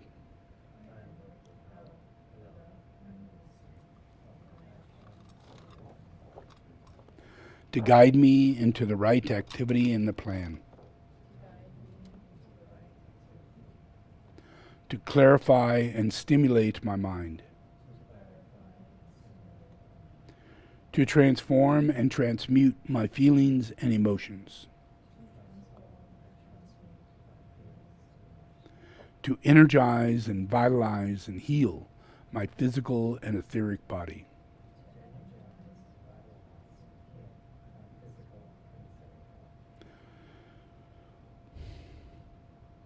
So there is a normal flow of energy in my physical and etheric body.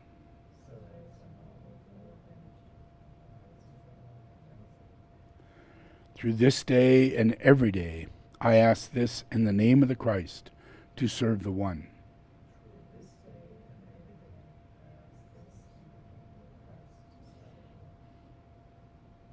All in the name of the Father, the Son, and the Holy Spirit. Amen.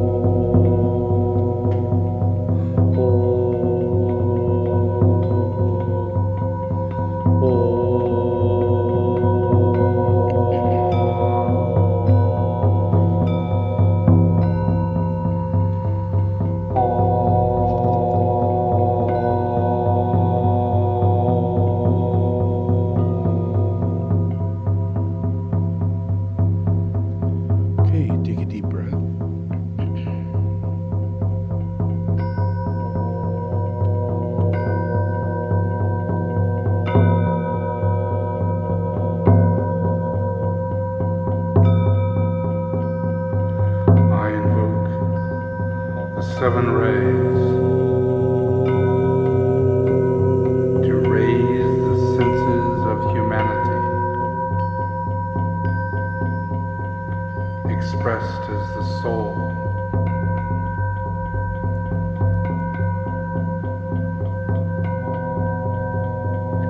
I invoke the sense of hearing in the seventh ray, hearing the word of God, the word of power.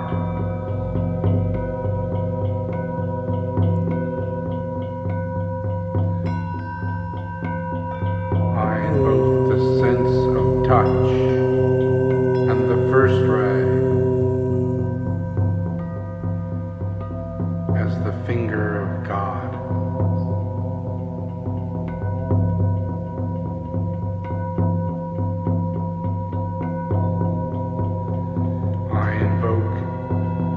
Sense of sight as the third ray, as the eye of God.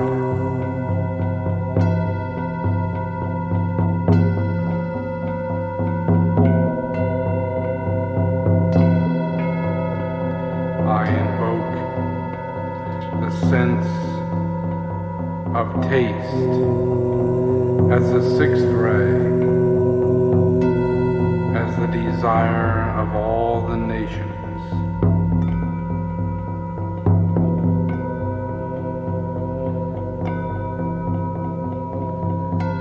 I invoke the sense of smell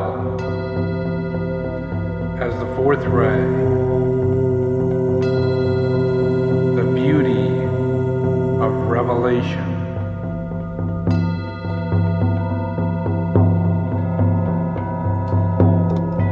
I invoke the sense of intellect as the fifth ray, as the knowledge of God.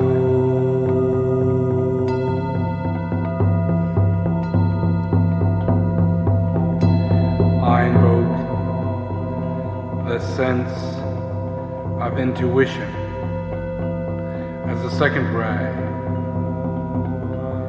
the understanding of God.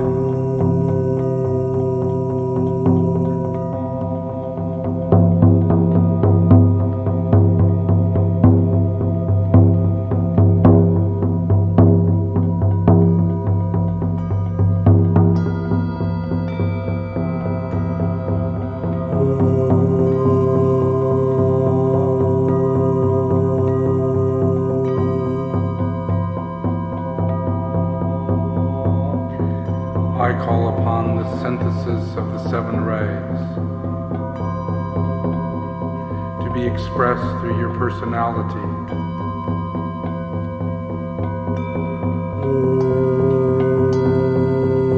As the first ray of ideas, the mental body, the purpose, your life.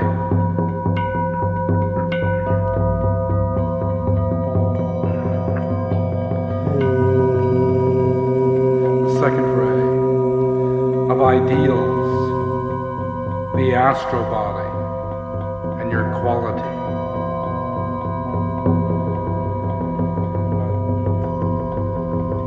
The third ray of idols, your physical body and your form.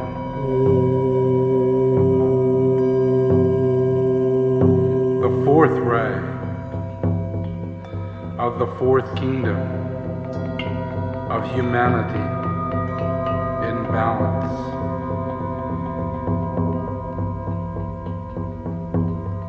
The fifth ray, the third kingdom, the animals.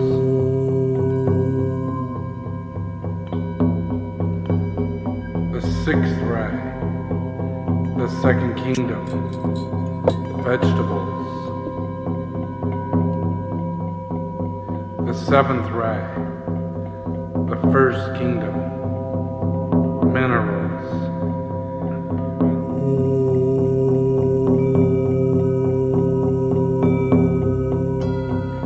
I call upon the relationships of all the kingdoms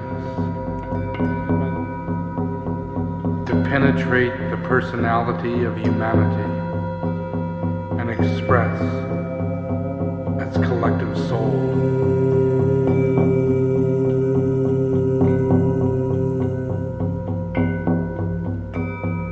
The seventh ray and the fourth ray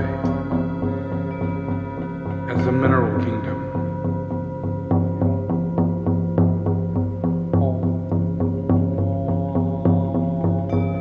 The second ray, the fourth ray, and the sixth ray as the vegetable kingdom.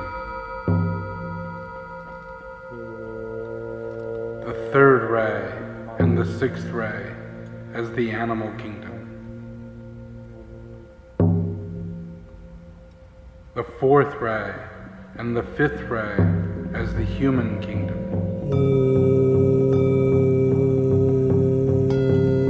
The fifth ray and the second ray as the egoic soul. The sixth ray and the third ray as planetary lives.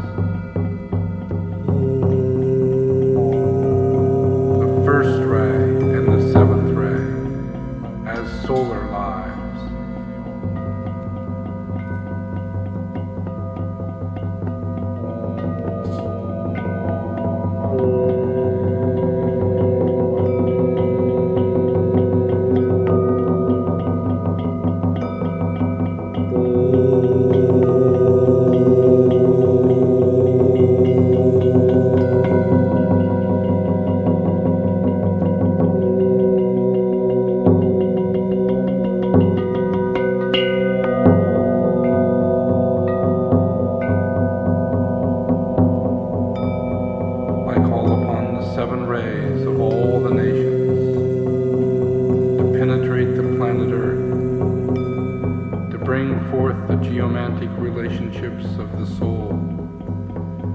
Integrate the egoic ray and the personality ray of each nation, and to express its true expression, to make manifest peace on earth as one living body of God. I call upon India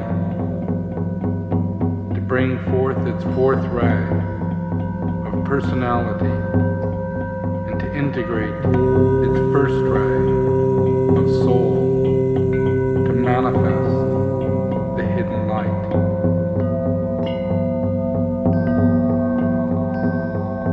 I invoke China to bring forth its third ray personality to integrate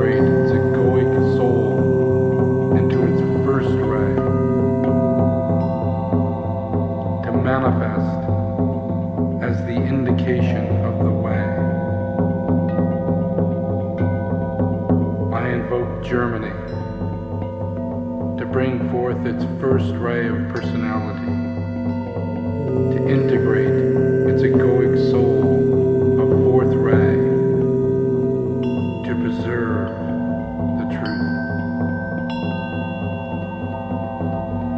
I invoke France and its third ray personality to integrate its fifth ray of egoic soul to release the light.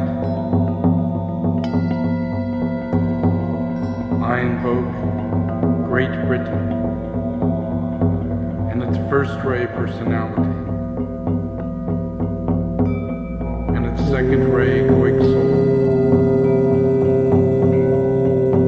to bring forth its service. I invoke Italy and its fourth ray personality to integrate its sixth ray soul to carve the two paths.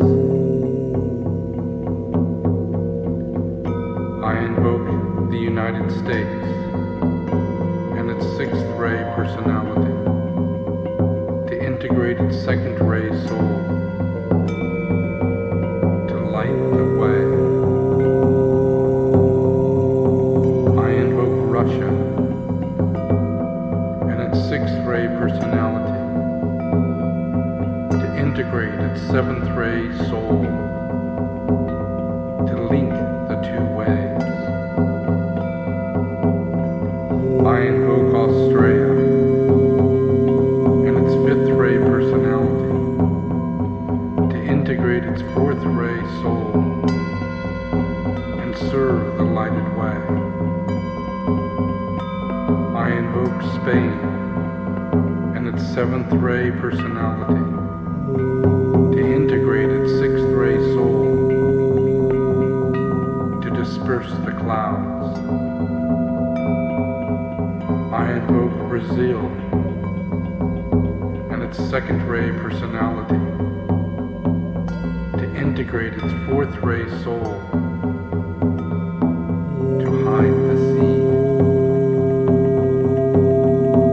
I invoke the entity of this planet, the planetary logos, to incarnate the life and the beingness of this planet.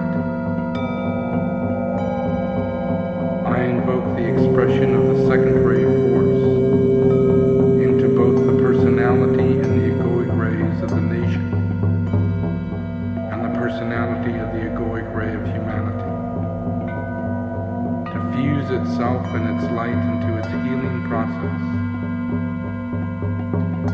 I invoke the esoteric law of solar energy to make manifest the cosmic force of light, love, and peace.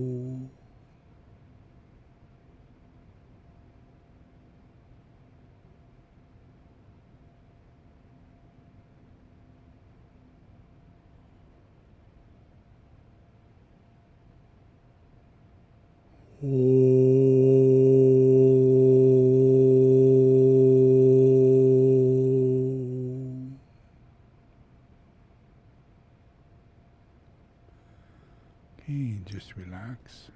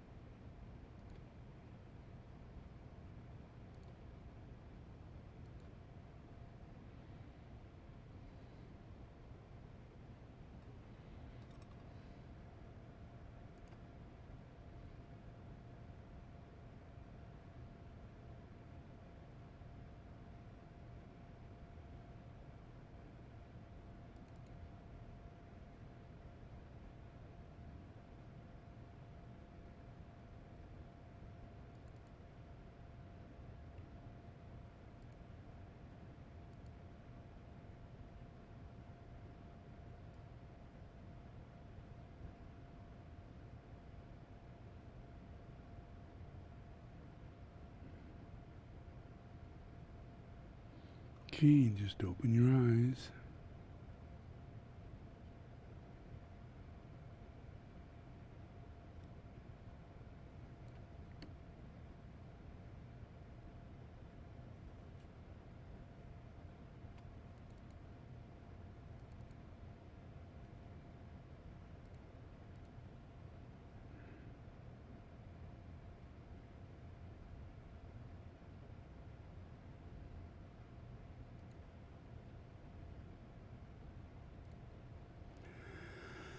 Okay, most of my life is spent in meditation. And a lot of people spend time talking. Yeah. I don't. At all. I just don't.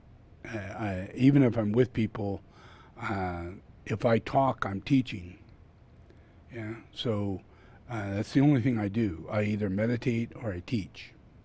So there's no casual conversation that comes out of me. And if I'm reading something or watching something, it's relative to the reality of changing the world and the focus of my meditation. So if I'm watching or reading something, it's actually a part of an active meditation. I'm actually in a thought form process, and I'm actively, effectively creating what I'm watching. So whether the people or whatever the people are doing, whatever the circumstance is, I put it there. Yeah. And it's a way for me to witness the outcome of life. Yeah. So Trump becomes the real Trump. Michael Jackson becomes the real Michael Jackson. The Dalai Lama becomes the real Dalai Lama. And every time I put any time into it, all of a sudden, the real thing comes out. And I get to watch it. You may miss it because you're not watching, but I spend all my time doing that. All my time, yeah, as long as I'm awake. If I'm driving a car, I'm silent and I'm only listening to music. Yeah, I have music that I listen to that have to do with angels on earth and heaven on earth and people speaking it, expressing it, and saying it, and it's all rock and roll, and it's everybody knows the songs. Nothing's just for me, just made for me, yeah. My pujas are for me, but anybody can listen to them, yeah.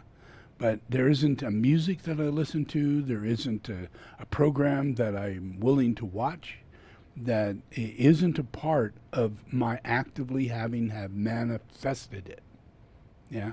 So all the songs I wrote, yeah, all the songs I sang, yeah, that was my band, yeah, and I'm aware of this. I'm not under any kind of, oh, I didn't do anything to make that manifest. Actually, during the time of the making of the music, I was there.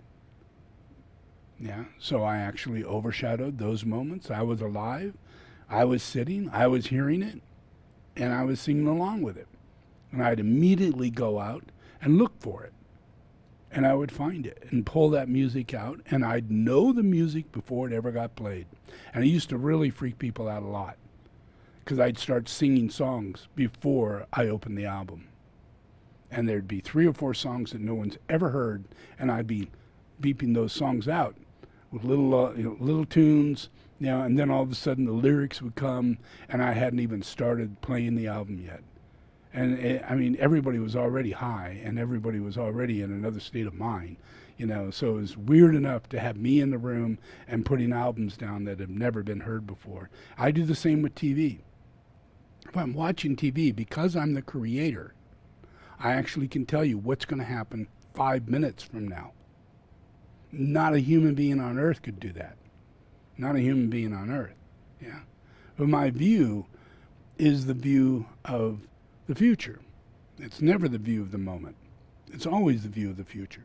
Yeah. So, and everybody has that precog ability. It's just that you're so ignorant in your negativity, you can barely deal with the moment. Too busy complaining about it, too busy making it up, too busy thinking you know what's happening. You'll never know the future if you think you know what's happening. If you think, oh, that's a good idea. No, sorry, you're not a candidate for ever helping another human being. Because there's no such thing as thinking that's a good idea. You either know it's a good idea or you don't know it's a good idea. Now, if a master says it's a good idea, you immediately just resonate with the fact that, oh my God, that's the best idea I have ever heard. But you rarely ever will do that, yeah? You just, oh, that's a good idea. Because you cannot attune to a master. It's always in a competitive state. So everything becomes mundane. Doesn't matter who's saying it or how it's being said. It'll always be brought down to a mundane little level and go, well, think about it. That'll be part of my consideration in life. So there's really no possibility for a master to walk on this earth without people turning them into a mundane communication process. So I personally don't take personal relationships with people, because there's not an ability to, if I say something, there's not an ability to resound into the reality of such a high comment. Yeah? Instead it's just, oh, okay. That's it. And you imagine, you just heard the sound of God. And, oh, okay. Wow. Death is abound, people. Death is abound. You are walking dead. Walking dead. You haven't even gotten out of the grave yet and taken a foot into life. You're still dead. Still dead. Yeah, because your senses are not awake to God.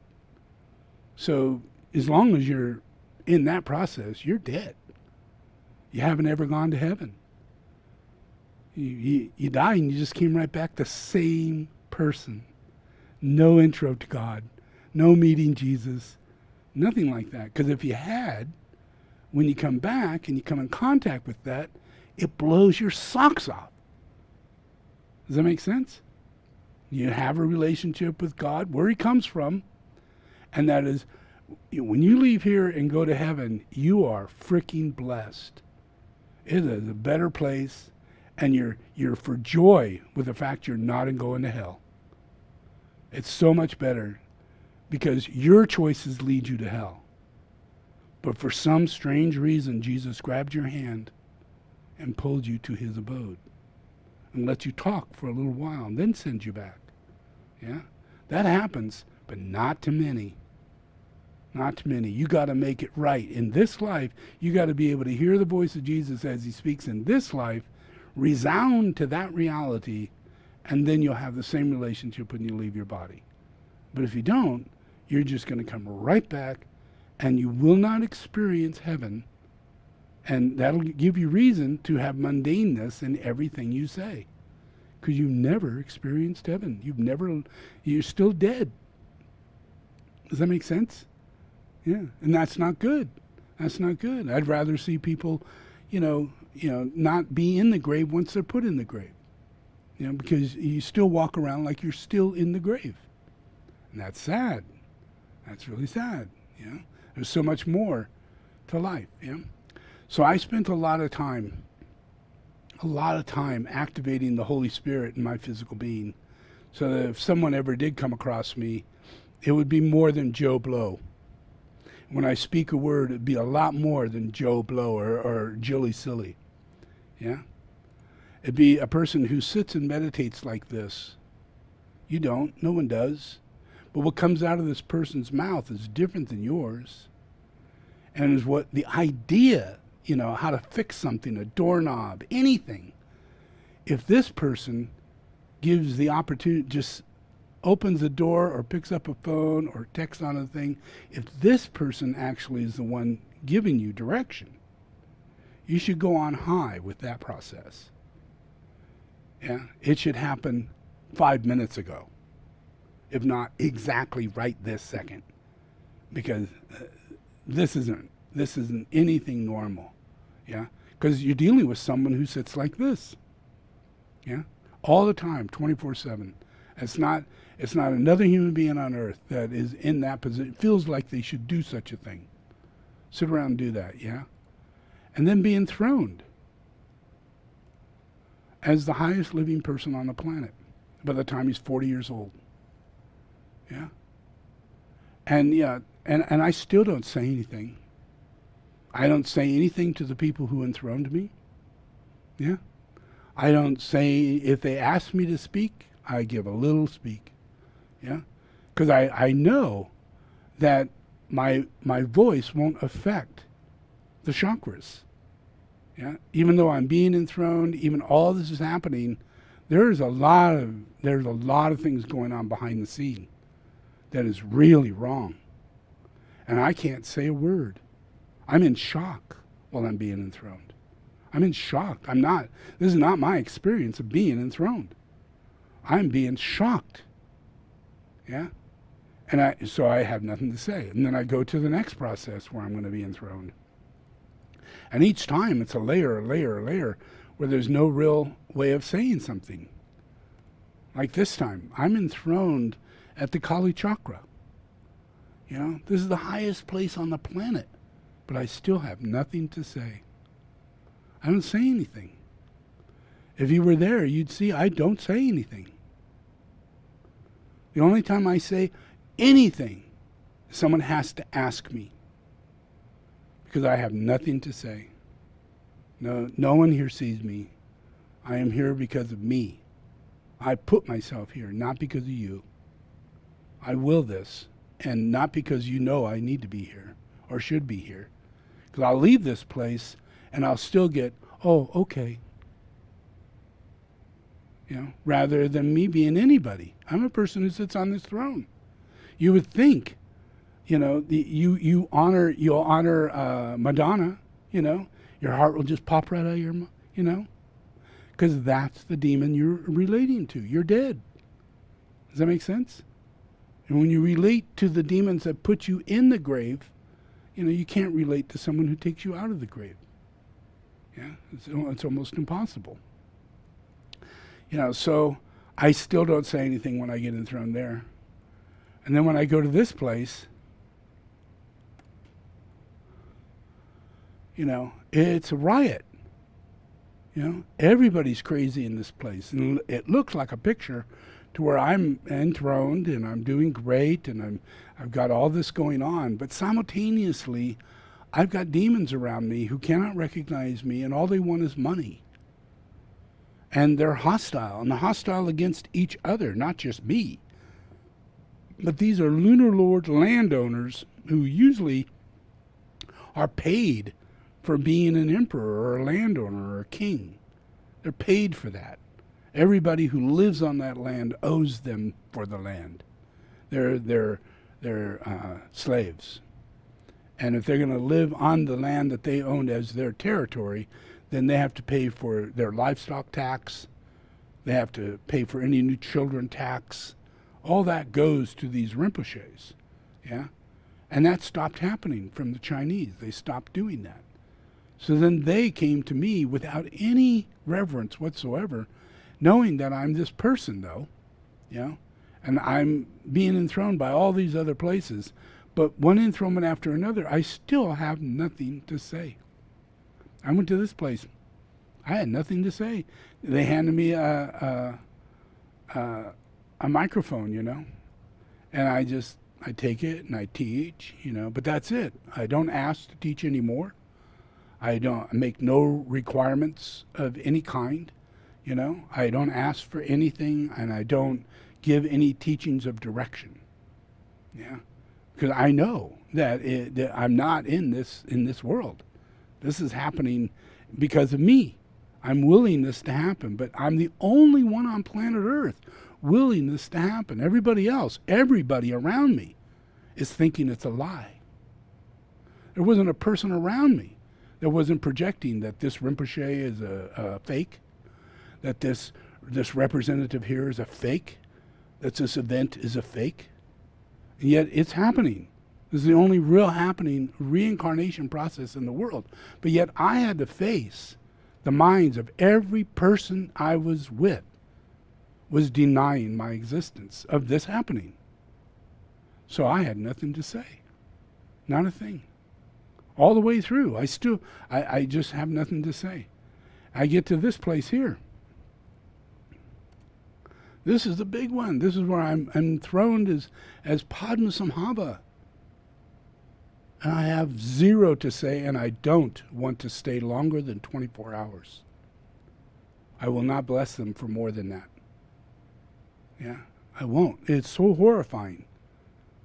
The amount of discredit, the amount of lack of integrity, you know. And here I am, the reincarnation of Padmasambhava, one of my major disciples, you know, and things are so in the dark lodge, in the surroundings of these people coming from their past lives, all their behavior, you know, of being greedy and holding, you know, people as slaves. You know, up to the moment I walk up there, they're still in the same situation. They still have that obligation. People I was with was obligated to these very people I went to as a slave. I didn't know that. My interpreter was a slave and owed these people like $30,000.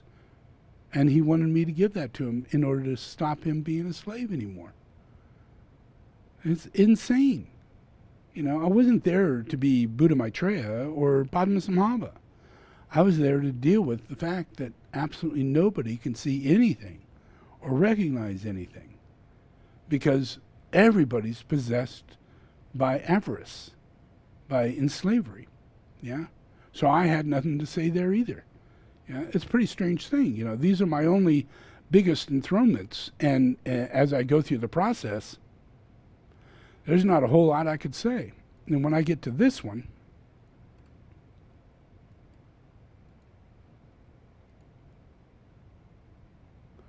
where'd it go? This one here, I'm recognized as the reincarnation of Milarepa. Where'd that go? It's gone now.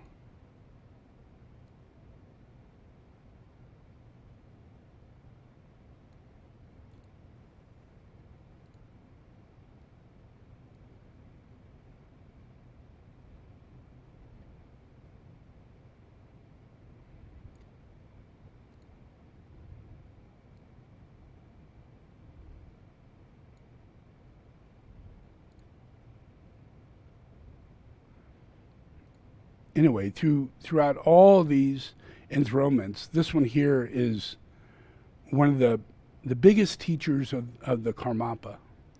And I'm taken to the place where me, as Tsongkhapa, my hair was cut as a child by the Karmapa. And this is a big thing for me, yeah? But the process is that everybody's under delusion around me. Everybody. They don't see shit. They don't even know what's going on. It just is another event. People riding horses, people having a picnic, people having a little fun, you know. But this is a really beyond big event, especially for me. So if you were there and videoed, you would witness the fact that I never opened my mouth. I never thanked anybody. I never said anything. And I wasn't asked to teach. I didn't give any teaching, yeah. So there's no blessing for me to express. Yeah, there's nothing for me to give. because this man was dying. He had less than 2 to 3 months left. He had TB and several other things that was killing him. Yeah, he could barely walk. He knew he was right there, standing there. He could be dead the next day.